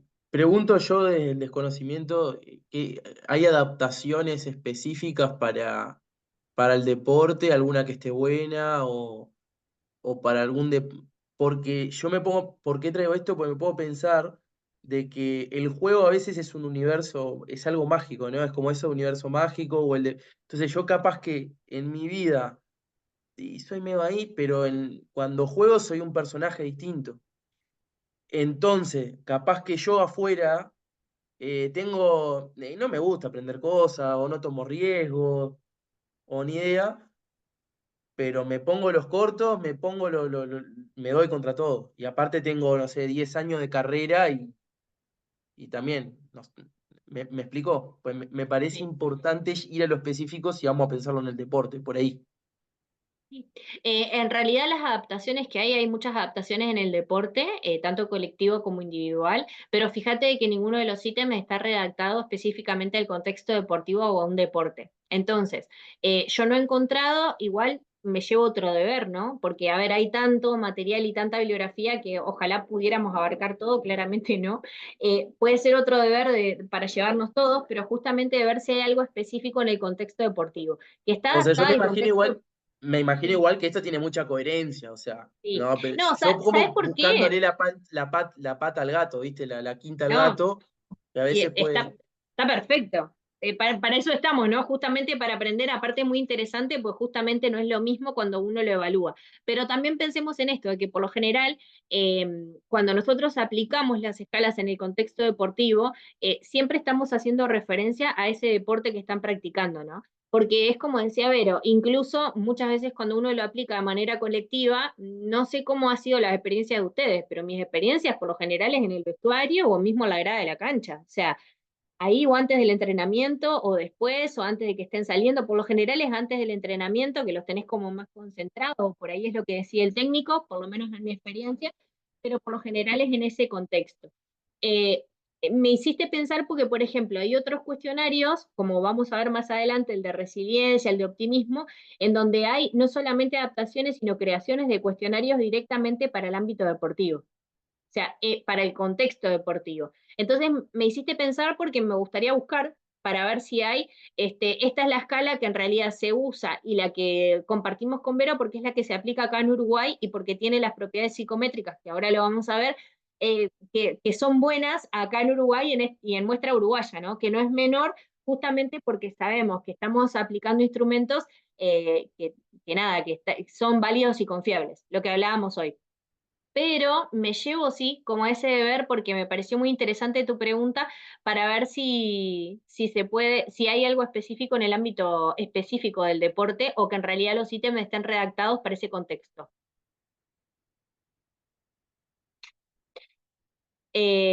Igualmente, fíjense de que, y ahora vamos a ver las escalas, pues está muy interesante el test porque como hablábamos hoy, o sea, si bien se puede aplicar en diferentes ámbitos, también es muy interesante lo que nos va, la información que nos va transmitiendo. Fíjense en esto, está, bueno, la escala data de 1982, ¿no? Por este grupo de autores, consta de 12 ítems y 3 subescalas. La iniciativa de acción, yo ahora les voy a ir contando qué significa cada una, pero va del ítem 1 al 3, el esfuerzo, que va del ítem 4 al 8, y la persistencia, que va del ítem 9 al 12. Como vemos ahí, las propiedades psicométricas son bastante buenas, quizás no tan buenas como el POMS en el ámbito del deporte, pero sí son buenas como para poder aplicarlo al cuestionario en todo lo que es este contexto. Y fíjense en realidad a qué hace referencia cada una de estas subdimensiones. La iniciativa de acción es justamente el tiempo de espera entre el momento adverso y la acción de afrontamiento. Podríamos decir de que es justamente el tiempo de reacción, ¿no? O de acción entre justamente lo que se da, o sea, esa adversidad, y la acción que yo llevo a cabo para poder afrontarla. El esfuerzo es la cantidad de energía y los recursos personales que yo coloco para poder solucionar ese problema o para hacerle frente a la adversidad, y la persistencia es la variedad de herramientas con las que cuento para afrontar en caso de que las primeras sean ineficaces para esa competición. Como bien lo dice el término, es poder ser persistente o perseverante, que más allá de que por ahí yo llevé a cabo determinadas conductas o herramientas para poder hacer frente a determinada adversidad, quizás no me sirvieron, no la pude solucionar. Bueno, ¿qué otras herramientas tengo para poder hacerle frente a esta adversidad o a esta competición? Entonces, fíjense que estas tres subescalas son muy interesantes justamente para poder evaluarlas tanto en la autoeficacia general, que es lo que mide el test básicamente, así como en cada uno de estos constructos, o sea, perdón, en cada una de estas subdimensiones. Porque fíjense que cada subdimensión nos va a dar como muchos datos muy ricos de cómo la persona va manejando esa adversidad o cómo va autopercibiendo esa eficacia que siente tener o no tener. ¿Sí? ¿Se entiende? Fíjense que están muy buenas estas subdimensiones, ¿no? Creo que cualquiera de las tres, y las tres hacen justamente o sea, referencia a cuestiones distintas de esta autoeficacia. ¿Cómo se corrige? Justamente, y ahora vamos a ver también el informe, como lo vimos, o sea, las tres subescalas se dividen en los ítems, o sea, la primera va del 1 al 3, la iniciativa de acción, esfuerzo del 4 al 8 y persistencia del 9 al 12, y fíjense en el máximo de puntos por cada una, que en realidad ya vimos en el anterior, lo tenemos acá justamente para sumar a cada uno de los ítems, el máximo de puntos de cada uno y cómo se considera la puntuación. Acá tenemos de 0 a 5, en el caso de iniciativa de acción se considera bajo, del 6 al 12 se considera alta, en el caso de esfuerzo, que va del ítem del 4 al 8, del 0 al 9 se considera baja y del 10 al 20 alta, y en el caso de la persistencia, que el máximo son 16 puntos, van del ítem 9 al 12, del 0 al 7 se considera baja y del 8 al 16 se considera alta, ¿sí? Obviamente de que también hay una sumatoria en general. Entonces acá tenemos como un modelo de informe para poder plasmar estos resultados, ¿sí? ¿A qué hace referencia cada una? Cuando hablamos de iniciativa para la acción, los deportistas que puntúen alto en esta subescala tienen los recursos para poder responder de manera adecuada y a su vez en el menor tiempo posible a estas demandas de la competición, o sea, esta adversidad, intentando solucionar o resolver la adversidad de una forma rápida y eficaz, ¿sí? Cuando se les presenta. Ahora, en contrapartida, el deportista con baja puntuación en esta subescala tiene escasos recursos para tomar la acción que intenta resolver justamente la situación o la adversidad que se le presente en la práctica deportiva, ¿sí? Entonces, es como, esto que estamos viendo es como un breve modelo de cómo poder redactar o de cómo poder ver el resultado en cada una de estas subescalas más allá de la escala en general. ¿Se entiende, no? Por otro lado, si vamos a esfuerzo, los deportistas que puntúen alto hacen referencia justamente a que poseen la energía y la disposición para mantenerse dispuestos ante las demandas competitivas, intentando dar todo lo mejor. O sea, realmente ahí vemos como ese esfuerzo, intentando dar lo mejor de sí, más allá de la demanda o de la adversidad. En contrapartida, el deportista con una baja puntuación en esta subescala va a tender a abandonar el esfuerzo cuando los resultados no sean favorables, influyendo negativamente en el rendimiento y en la autoconfianza, ¿no? Es como que tiro la toalla rápido o por ahí, como lo hablamos, o sea, no tolero la frustración, me cuesta esforzarme a pesar de esta adversidad, o realmente siento que no tengo como esta autoeficacia, o sea, no tengo las herramientas o no tengo la mejor manera para poder hacerle frente a la adversidad.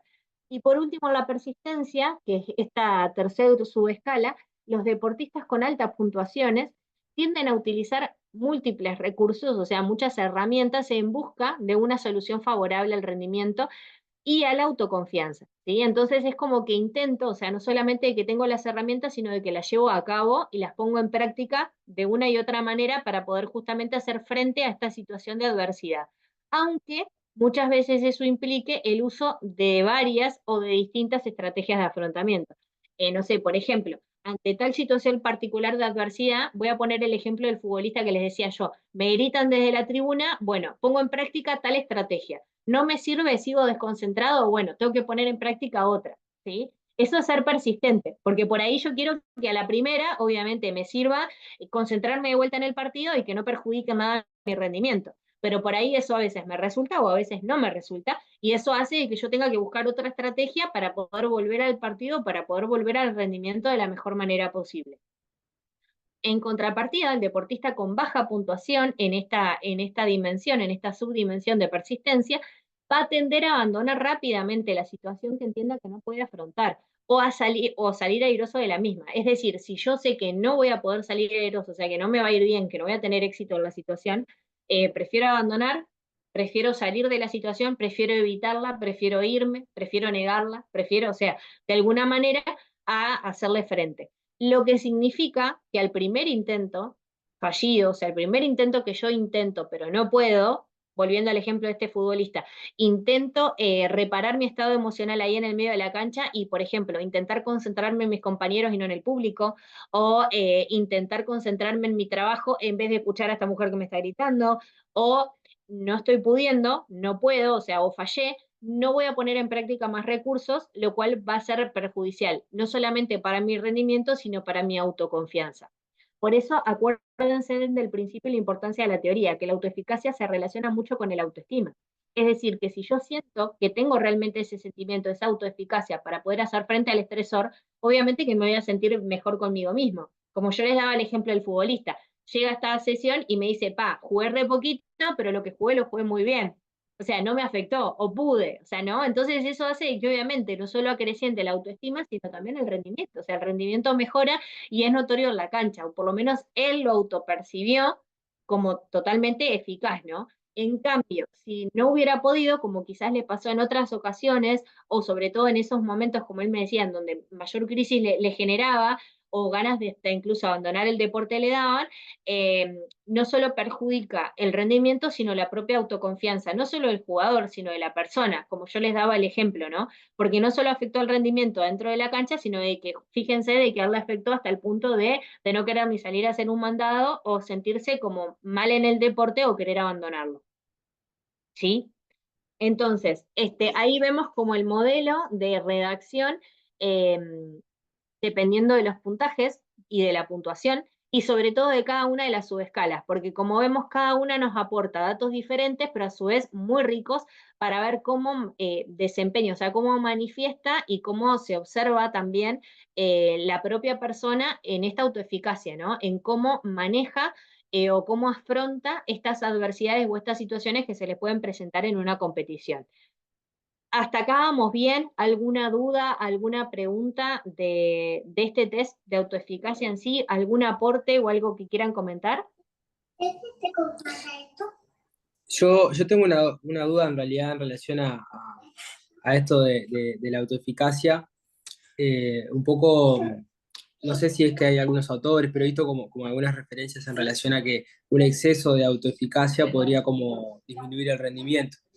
Eh, y en realidad, bueno, preguntarte como tu opinión al respecto y también si hay algún punto de este cuestionario que eso lo considere o bueno, por cómo están dadas ahí las consignas, no, o sea, no se podría medir o no se podría cuantificar un exceso de autoeficacia, digamos.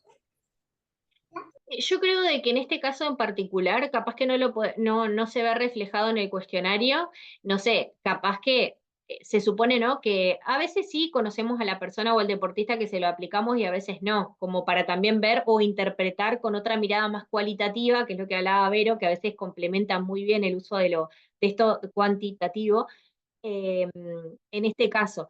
El caso de la puntuación, yo me imagino de que un exceso de autoeficacia, que no me ha pasado de ver, pero así como vos lo manifestás, Bruno, sería como puntuar todo al máximo en las 3 subescalas, ¿no? Como ese puntuaje que uno ve que, no sé, que en una persona, o sea, o se da el fenómeno de deseabilidad social, o se da como esto que vos decías, como un exceso.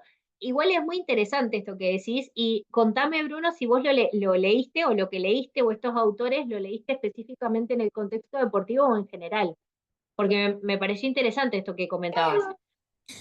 Sí, lo leí un poco orientado en realidad, en relación a la idea de la autoconfianza, que tengo entendido que algunos de los autores lo interpretan como lo mismo que la autoeficacia. Y en uno de los textos de César Palmieri, que es un psicólogo argentino, que hace un tiempo sacó un libro con algunos, es como bien práctico, como con algunos ejercicios que a él le habían servido, y me llamaba un poco la atención eso, bueno, de cómo él desarrollaba esta idea bueno, de que el exceso de autoeficacia sería como perjudicial al, al, al, al rendimiento, digamos, porque, bueno, porque de alguna forma las expectativas del deportista estaban como por encima de su rendimiento real, ¿no? Sí, sí, como que era algo más idealista, por lo que te estoy entendiendo, ¿no? Claro, como un error tal vez más como en el pensamiento ahí, bueno, de, de idealizar de alguna forma su rendimiento o minimizar los deportes de competencia de los rivales, ¿no? Bien, bien. Sí, Santiago, y ahora te digo algo al respecto y conozco el libro que estás mencionando, pero sí, decime. No, que también ahí de la mano de lo que decía Bruno, yo también tenía visto, hay varias revisiones bibliográficas que arrojan que han buscado y eso, ¿no? Más recientes, de que el exceso de autoeficacia puede llevar a conductas de riesgo. Y eso me hace bastante sentido porque, claro, yo me creo que soy un crack haciendo lo que hago y hago una entrada temeraria, por ejemplo. O, o como ese jugador, ¿no? Que con exceso de confianza y no sé, entra a cabecear todas, o va y mete y entra fuerte a todas, o al revés, no le Sí. importa nada y sigue, y bueno, y termina lesionándose o algo a O lesionando a causa otro, de, ¿no? ahí va, o lesionando a otro, o realizando una expulsión, o lo que sea. Muy vinculado al fútbol, porque las revisiones que estaban, claro, en lo que hay más es en fútbol, no sé en otros deportes, y te debo las normas APA porque no me sale de memoria quiénes fueron ahora los que hicieron, pero eran bastante de ahora en el Google académico están, porque No, lo pero es revisé interesante. justamente para el trabajo, para mi trabajo final. Bueno, incluso sabes qué, Santiago, y mismo Bruno, por ahí, esto que vos me estás contando que leíste en el académico, además por ahí lo pueden poner en el grupo, esto, el artículo, ¿no? O el link o el PDF, porque es interesante también leerlo, creo que complementa no solamente lo que estamos viendo como la evaluación en sí, sino también todo lo que es la interpretación, ¿sí? Yo, mientras los escuchaba a ustedes, me fui anotando en notas porque ya veo que me voy a olvidar estos deberes que habíamos dicho, ¿no? Que me acuerdo de Florencia lo del POMS en entrenadores porque me gustó esto de ir viendo. Esto de para ver si hay algún estudio o alguna evaluación que hable del exceso de autoeficacia, porque, a ver, comparto completamente esto que están diciendo y quizás la mirada de este psicólogo que vos mencionabas del libro, Palmieri, eh, seguramente por toda la experiencia, ¿no? que él tiene trabajando justamente con deporte, pero también yo creo que sería interesante, por eso me lo llevo como un deber, para ver justamente la validez discriminativa, porque no es lo mismo la autoeficacia que otros conceptos que por ahí son también negativos y que se pueden mezclar, ¿no? En esto. Porque incluso hasta se puede hablar de no solamente un exceso de autoeficacia o autoestima, sino también de un egocentrismo o de algo más, de algún perfil más narcisista, no, o sea, estoy hipotetizando acá, vieron, tipo hablemos sin saber, ¿no? Porque no he leído, claro, no he leído teoría al respecto y la autoeficacia no ha sido una de mis variables de estudio como para saberla tan en profundidad, más que conocer obviamente las técnicas que se aplican en el deporte en sí. Pero me lo voy a llevar como deber porque me parece muy interesante el poder verlo y también si hay algunos autores que planteen que este test específicamente nos pueda dar como algún resultado que se pueda interpretar, me parece interesante poder buscarlo para compartírselos. Así que me lo llevo para poder traerlo para la clase que viene. Creo que me estoy olvidando de uno de los deberes que hablamos y no me acuerdo de cuál era, porque me acuerdo de lo del POMS en entrenadores, no me acuerdo si hablamos de algo más de estas variables, de lo del exceso de autoeficacia, que me lo noté, y ¿saben qué? Ya me estoy acordando que creo que fue algo que planteó Bruno o Santiago, que también es interesante, fuiste vos, Santiago, el ver si hay algún cuestionario de autoeficacia creado para el deporte. ¿Te acordás? Que vos lo dijiste. No, como más Eh, específico, ahí va, porque me acuerdo que uno era cuando intento volver a realizarlo, o por ejemplo que sea, no sé, cuando me equivoco con una jugada, intento volver a realizarlo. Ya el hecho de ser una jugada o algo más específico, como que para mí podría cambiar la ecuación, porque no son aspectos de la vida, sino que es bien, ¿no? Bien específico. no, y a veces sabes también qué pasa, Santiago, de que, por ejemplo, pienso en este test como ahora se me viene a la mente sobre todo el de la escala de resiliencia, que no quiero como spoilear, ¿no? Pero lo vamos a ver más adelante. Pero la escala de resiliencia es una escala también creada en el contexto clínico y que es una de las más usadas y o sea, adaptadas al deporte, pero hay una escala de resiliencia específicamente para el contexto deportivo. ¿Sí? O sea, y es creada para eso también, ¿sí? Que no la vamos a ver en estas clases, pero sí se las quiero mencionar y cualquier cosa se las puedo como agregar o traer o que les quede en la PPT también para que la tengan, pero en realidad, claro, la escala, esta otra que yo les estoy diciendo, es mucho más nueva, ¿sí? Que esta escala de resiliencia que ya desde larga data se aplica en el deporte y en el deporte uruguayo. Entonces, no solamente está la adaptación que yo realicé ahora en mi tesis doctoral, sino que en realidad tenemos datos psicométricos de muchos deportistas desde hace mucho tiempo. Por eso también es que con Vero decidimos adaptar y aplicar esta escala de resiliencia, que después la vamos a ver, y no la específica en el deporte, porque en realidad era una que ya se venía midiendo hace años en deportistas acá en Uruguay y da muy buenas propiedades psicométricas, pero muy buenas de punto 90 para arriba, ¿no? O sea, muy buenas realmente. Entonces, en realidad fue como una decisión que decidimos como investigadoras respecto sobre todo a los datos que ya teníamos previamente. ¿Sí? Entonces, también está bueno, por eso te cuento esto, Santiago, pues por ahí está bueno ver en autoeficacia para ver si hay algo específicamente en el deporte. Sin duda, si esta es la que aplicamos acá, es porque es la que mejor o mayor adaptación tiene, ¿no? Que eso es todo un tema, porque a veces es como lo hablábamos hoy, hablamos de las propiedades psicométricas, pero acá en Uruguay, y a ver, eh, pongo el ejemplo de Florencia porque estás más en el ámbito clínico, pero ¿cuántas técnicas aplicamos que no están validadas acá en Uruguay? Estamos de acuerdo, ¿no? O sea, y yo a veces pienso, yo no les contaba, pero por ejemplo, yo mi licenciatura en psicología la estudié en Argentina. Mi historia larga, pero me gané una beca, me fui a estudiar allá, ¿no? Y el código de ética en Argentina, uno de los ítems del código de ética, dice de que se puede hacer una denuncia porque los instrumentos que aplique el profesional tienen que tener una adaptación de mínima de los últimos 5 años. Y yo pensaba, acá en Uruguay me hacen un agujero al título, o sea, ¿no? Lo cuento como una ironía, pero es hasta triste, porque, o sea, ¿por qué? Porque hay muchas técnicas que no solamente no están adaptadas en los últimos 5 años, sino que ni siquiera tienen adaptación y traemos de otros países, porque es como decía Vero, porque son de habla hispana, o porque son españolas, y en realidad muchas necesitan una adaptación porque no las tienen, o ni siquiera hay, como aunque sea, no sé, algún estudio de las propiedades psicométricas para ver si por lo menos el instrumento es confiable, ¿no? Entonces, por eso muchas veces lo que pasa es que las técnicas, por lo menos también las que nosotros vamos a ir enseñándoles con Vero a lo largo del curso, es porque sabemos que son válidas y confiables en muestras nuestras. ¿Sí? Que eso para mí es invaluable porque teniendo en cuenta el contexto acá en Uruguay, que muchas técnicas no, en los últimos años es cierto, se han adaptado y validado muchos más instrumentos y de hecho se han creado instrumentos muy buenos, porque he estado incluso en algunas presentaciones, eh, pero así todo, hay muchas técnicas que todavía no, nos faltan por adaptar o por validar acá en Uruguay, pero no llevamos los deberes.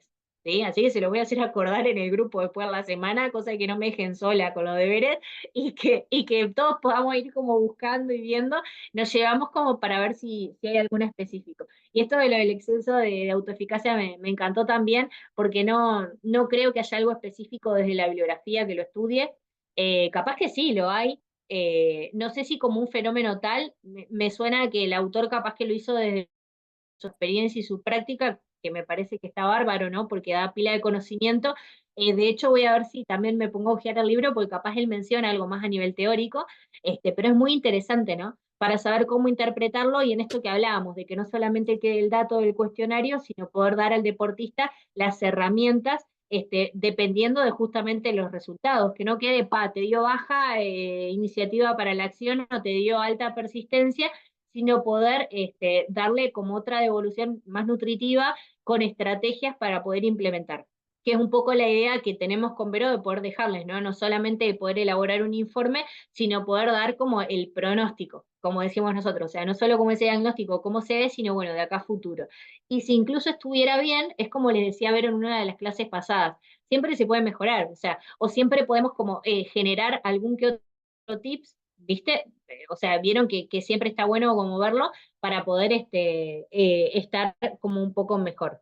Pero bueno, eh, nada, me encantaron todos los aportes hasta acá. Eso es como dice Vero, es lo rico de poder vernos, ¿no? Por más de que sea por Zoom, pero estar de manera sincrónica lo hace como mucho más en el ida y vuelta.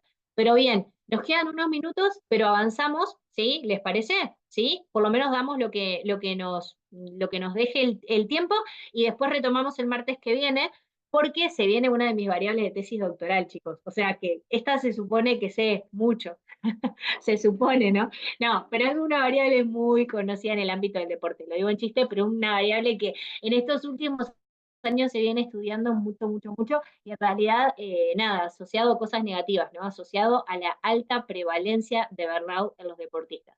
Lamentablemente, en realidad es una de las variables que cada vez se ha estudiado más, y de hecho por eso la incluimos en la tesis doctoral, porque incluso el porcentaje en Uruguay es muy alto.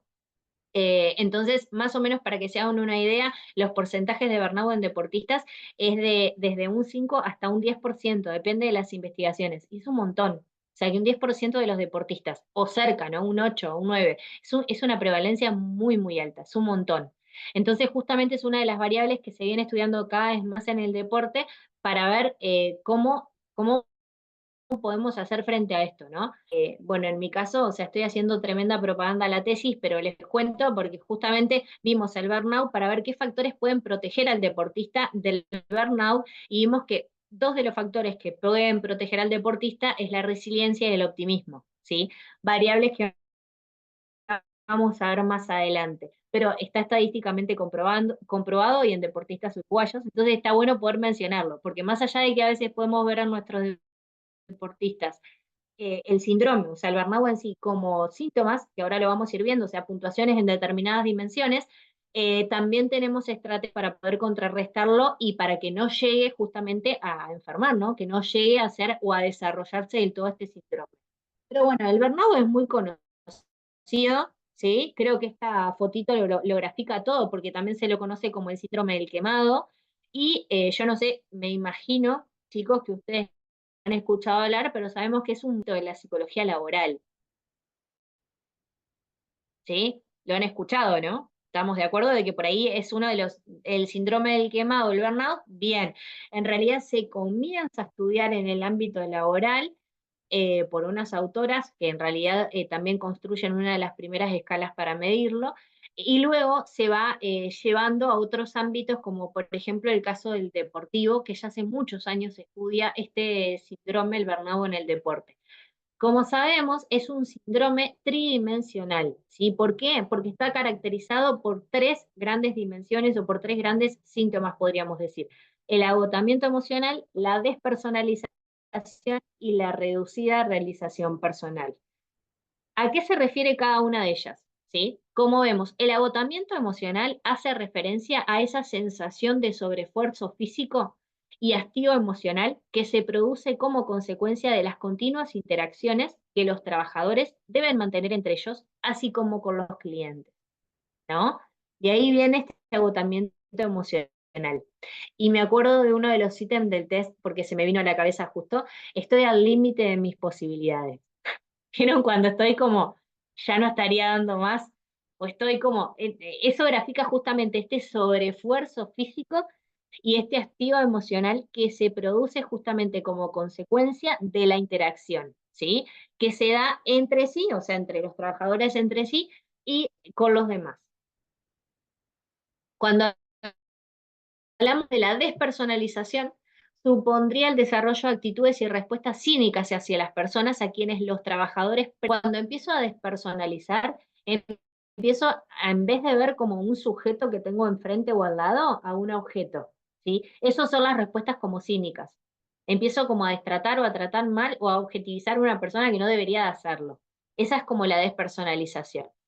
Y por último, tenemos a la reducida realización personal, que conlleva la pérdida de la confianza en la realización personal y la presencia de un autoconcepto negativo como resultado de estas situaciones tan ingratas o tan malas. Ahora lo vamos a llevar a todo esto al ámbito deportivo y les voy a ir contando cómo lo ven los autores a esta tridimensionalidad del síndrome en el contexto deportivo, pero en realidad es como esta última dimensión, la reducida realización personal, habla justamente de la pérdida de confianza en uno mismo. Es como cuando ya no me puedo proyectar o ya esta realización personal siento que no la puedo lograr o que no la puedo hacer. Por eso habla también de este autoconcepto negativo como resultado de lo anterior, ¿sí? Los autores plantean justamente, y acá me estoy remitiendo a los autores que incluso crearon el instrumento que vamos a ver ahora después, plantean que la aparición de este síndrome sigue un proceso lógico. O sea, ellos lo que dicen es que se va dando gradualmente y que sigue un proceso lógico que se va desarrollando a lo largo del tiempo. Que hay variables que predicen el síndrome, ahí entramos como en toda otra teoría, pero también al darse a lo largo del tiempo, también podemos agarrarlo a tiempo, ¿se entiende? Es como que podemos ir viendo determinada sintomatología en el deportista específicamente y podemos ir agarrándolo a tiempo. Primero, dicen ellos, se manifiesta justamente en el deportista el agotamiento emocional, que es propio de la agobiante dinámica que supone justamente esto, el enfrentar y el afrontar la situación que él valora como difícil de superar. Entonces, primero se da como este agotamiento emocional, en donde el deportista se siente como agobiado, como que ya estaría como agotado, agobiado de esto que tiene que enfrentar o afrontar y que le está costando cada vez más superar.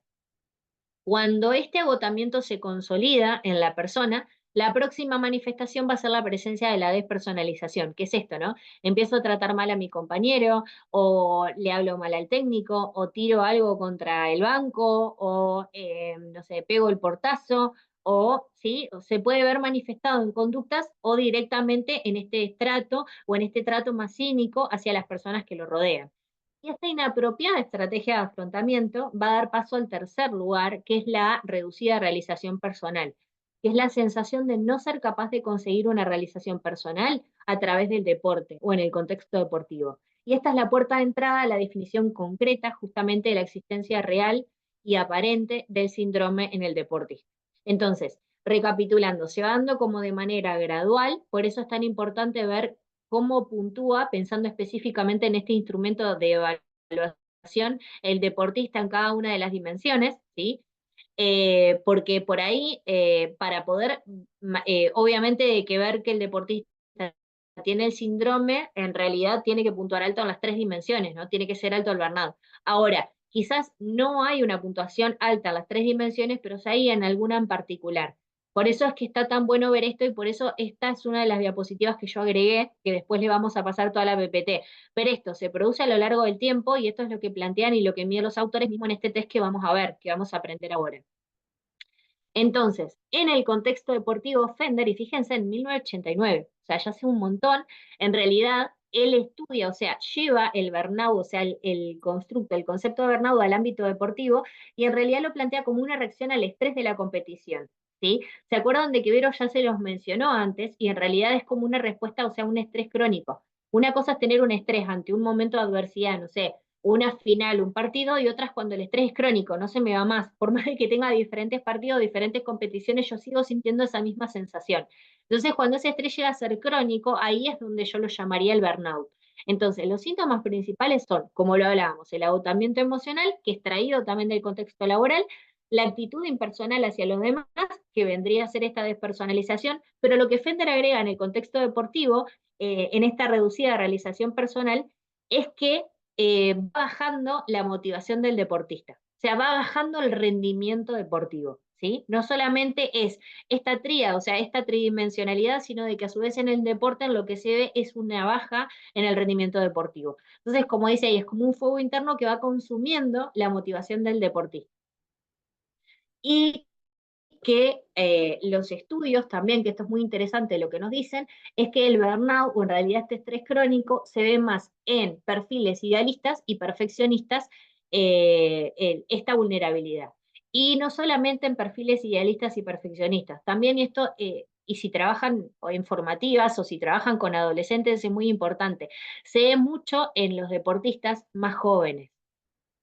¿Sí? La prevalencia se da mayormente, y lo vimos también en mi tesis, cuanto menor es la edad, ¿sí? Entonces, ¿qué pasa? Por eso es tan importante el poder atender el síndrome, o sea, o atender la sintomatología que veamos, porque fíjense que esto puede llevar a hasta incluso, que es como la consecuencia máxima del burnout, el abandono deportivo. Entonces, por ahí podemos estar ante un deportista que físicamente, no sé, sea un crack, un genio y tenga todas las condiciones físicas, pero quizás no está teniendo las condiciones emocionales y eso hace de que la carrera se vea truncada, ¿sí? Por eso es que es tan importante trabajar y atender como estas habilidades emocionales a los deportistas de las inferiores, o sea, desde que están arrancando, para justamente dotar al deportista, así como puede estar este burnout, este estrés que genera la competencia, también de herramientas para contrarrestarlo.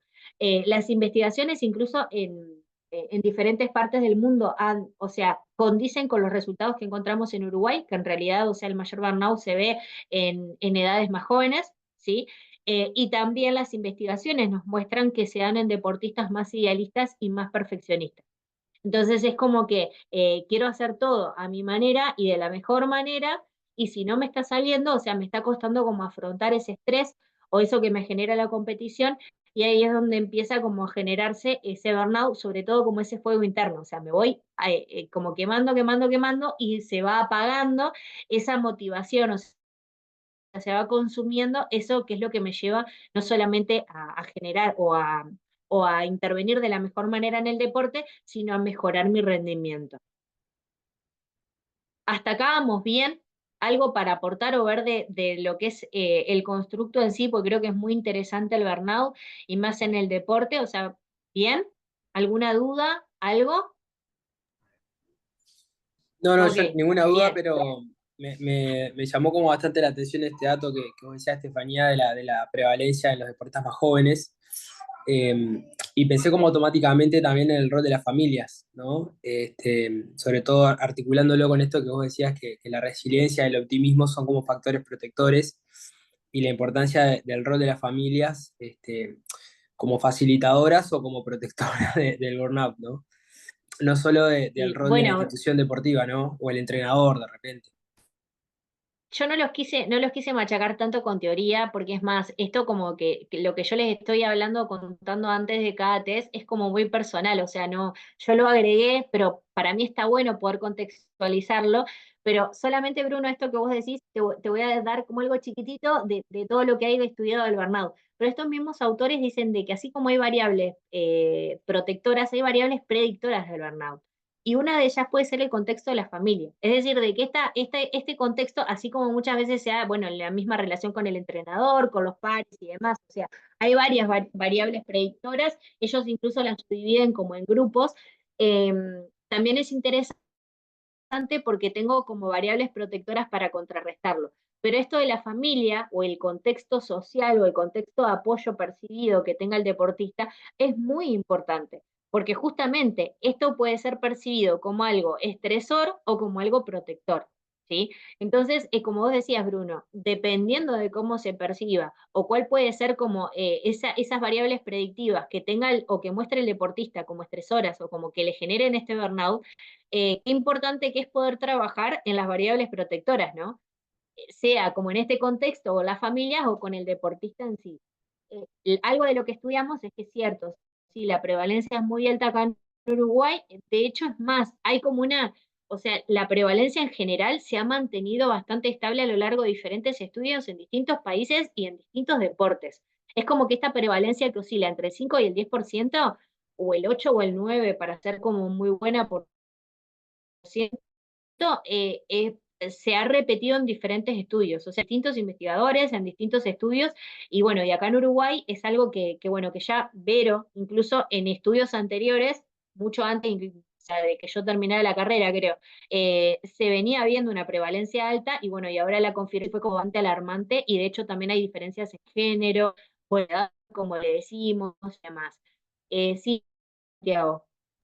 No, que capaz también puede ser por el tema de la estrategia de afrontamiento, que cuanto más chico sos, capaz que tenés menos, ¿no? Y más en el deporte, de que si vos sos un deportista que tiene más trayectoria, capaz que si aguantaste o saliste beneficiado y desarrollaste alguna, te pueda dar otra visión. Puede ir por ahí, se me ocurre.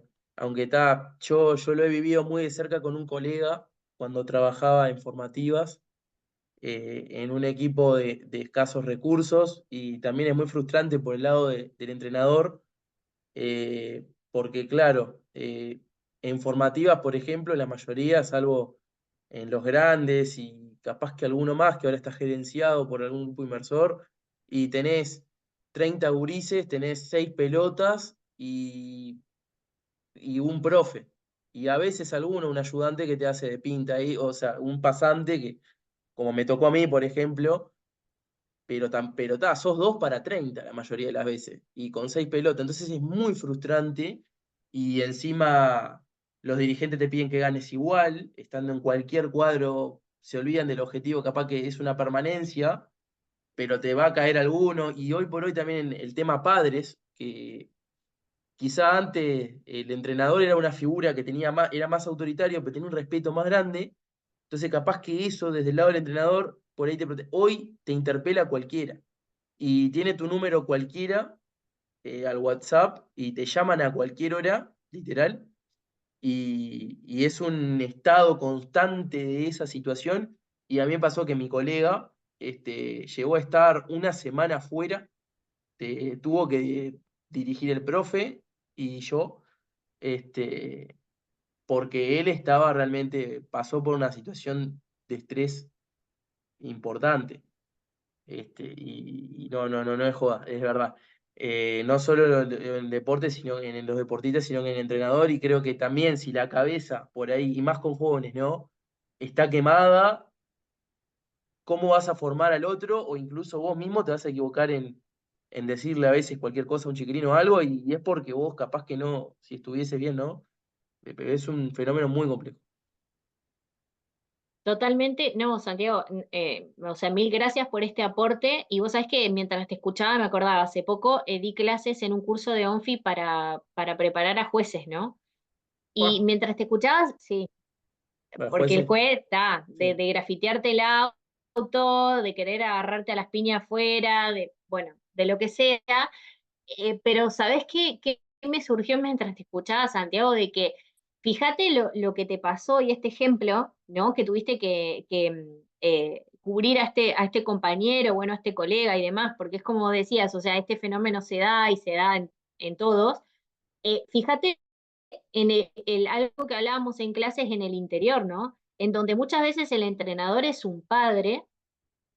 Muchas veces el juez lo conozco porque es de acá a la vuelta, y eso que acá en el interior, por lo menos, y a ver, estamos hablando de todo el departamento de Colonia, o sea, a veces intentan que, por ejemplo, si hay tal partido, no sé, en Colonia de Sacramento, dirija a alguien que no es de ahí, pero muchas veces se puede, como a veces que no, porque, por ejemplo, el curso de juez se da este año, yo me acuerdo porque estaba embarazada cuando lo fui a dar, fue creo que en julio, que di el módulo de psicología, y me acuerdo de que ahí mismo los directivos de ONFI decían de que hace más de 20 años no se daba el curso en Colonia, entonces no había ni siquiera a veces jueces, Es que porque no, no hay gente exacto, no, formada, no hay. ¿no? Entonces, esto que vos decís, nada, o sea, es genial traerlo y ver, o sea, verlo en ejemplos, y fíjense cómo el burnout, o sea, dificulta tanto y tal cual lo que vos decís, Santiago, o sea, de que no solamente la importancia de poder trabajarlo, bueno, con los chicos, en las inferiores y demás, sino también con los mismos dirigentes.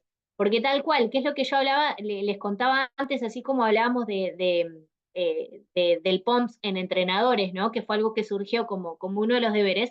El burnout en entrenadores es algo que hay estudios y que realmente, o sea, ¿cómo afecta? Porque tal cual, o sea, si yo no tengo un liderazgo positivo, obviamente que no voy a tener resultados positivos, ¿no? Hablándolo a grosso modo, ¿no? Y no siendo como muy experta en ese tema del liderazgo, o sea, entonces, esto que vos traes, Santiago, es muy importante. Vuelvo al ejemplo del futbolista que yo les daba hoy, ¿no? Pobre, lo reusé de ejemplo, pero fíjense de que la misma presión o el mismo estrés que le generaba al entrar a la cancha de escuchar este grito específico, le llegó a hacer pensar el querer dejar de jugar al fútbol. O sea, ¿no? Que, a ver, así como vemos de que hay variables predictivas del burnout y variables protectoras del burnout, también vemos de que el burnout tiene muchas consecuencias, ¿sí? Solo se las voy a nombrar a grosso modo porque, o sea, les traje como esto de teoría, para hablar del burnout podría hablarle horas, porque, bueno, ha sido una de las variables que estudié un montón, pero fíjense que la consecuencia máxima es el abandono del deporte, pero en realidad si las dividimos, hay consecuencias somáticas, hay consecuencias cognitivas y hay consecuencias conductuales, ¿no? Porque les voy a poner un ejemplo. Me pasó con un deportista. Entraba a la cancha y en el segundo tiempo sentía que ya no le daba el aire, taquicardia, se sentía mal, ¿no? Y en realidad reflejaba en el cuerpo todo lo que le generaba el estrés de la competencia. ¿Sí? O la típica, si pensamos en las consecuencias cognitivas, no sé si les ha pasado, pero a mí me ha pasado con muchos pacientes que me dicen, no, pues yo juego varios partidos, pues juego varios partidos en mi cabeza. ¿No? Como diciendo, o sea, me recreo una y otra vez, o no puedo con la ansiedad cognitiva, o me cuesta mucho como que frenar eso, o de nuevo lo mismo, que genera el estrés de la competencia antes de un partido, ¿no? Entonces, una cosa es que ese estrés me lleve a la acción y la acción sea positiva, o sea, me mueva, pero otra cosa es cuando el estrés me está generando consecuencias que no están tan buenas. Entonces, lo que plantean los autores es que la consecuencia máxima justamente puede ser ese, el abandono deportivo, pero también hay otras consecuencias, el aumento en el número de lesiones, el aumento del tiempo de recuperarme de las lesiones, cada vez me lleva más tiempo, y tenemos ejemplos hasta incluso en el fútbol profesional, que podemos ponernos a pensar y, uy, el deportista que vive lesionado, por ejemplo, ¿no? Esas y otras consecuencias que tiene el síndrome del burnout. Lo que plantean estos autores es que, claro, la consecuencia máxima es el abandono deportivo, por eso es que es tan importante poder agarrarlo a tiempo y que el deportista no llegue a abandonar su deporte. Y o sea, lo más gracioso de todo, y esto lo cuento como una anécdota y ya vamos cerrando porque me estoy pasando de la hora y ya debe haber arrancado o está ahí por el partido, me pasó con un deportista, paciente, patinador artístico, ¿sí? Pero patinador o sea, internacional, ¿no? O sea, que realmente tenía competencias internacionales. Le pasó de quemarse tanto por el deporte que deja de patinar. Y él mismo me cuenta, lo conocí en una villa olímpica mientras estábamos testeando con Vero antes de uno de juegos, creo que eran unos sudamericanos. Él me cuenta de que el año ese que él deja el patín, se mete a atletismo y salió segundo de todo Uruguay. O sea, lo más gracioso o irónico de todo es que el que es bueno en el deporte es bueno hasta en las bolitas, como digo yo, ¿no? Y se lo decía en chiste. O sea, evidentemente esa inteligencia kinestésico corporal la tienen. Lo triste es que vos tengas que abandonar el deporte justamente por eso, por no tener las herramientas para afrontar lo que el estrés de la competencia te genera. Por eso es que es tan importante justamente poder evaluar y ver esta variable a los deportistas para poder darles estas herramientas y poder justamente esto, de tenerlo a tiempo. Vemos de que es algo progresivo, los mismos autores que han estudiado esto hace años lo manifiestan de esta manera, entonces, al ser algo progresivo, o sea, también podemos encontrarlo a tiempo y poder agarrarlo en ese proceso y darle al deportista estas herramientas, estos factores protectores para poder contrarrestarlo y no desarrollar el síndrome. ¿Sí? Pero bueno, chicos, ¿les pareció bien la clase? ¿Vamos bien en tiempo? ¿Se entiende? ¿Está bien? ¿Algo para aportar? ¿Nos llevamos todos deberes? Cuéntenme y ya los dejo libre. No, de lujo, profe. Yo ya me voy despidiendo que me van a buscar y si no, me van a matar. No, no, Un, no. un gustazo y bueno, nos estamos viendo en la próxima. Saludos para todos. Bueno, igualmente. Muchas Y el gusto es gracias. todo mío, chicos. Un placer y que gane Uruguay. Muchas gracias, Vamos Estefanía. arriba, vamos a ver qué Bueno, pasa. Por favor. Nos vemos Nos el vemos la martes que semana que viene. viene. Buena chao, semana. Marta. Chao. Chao.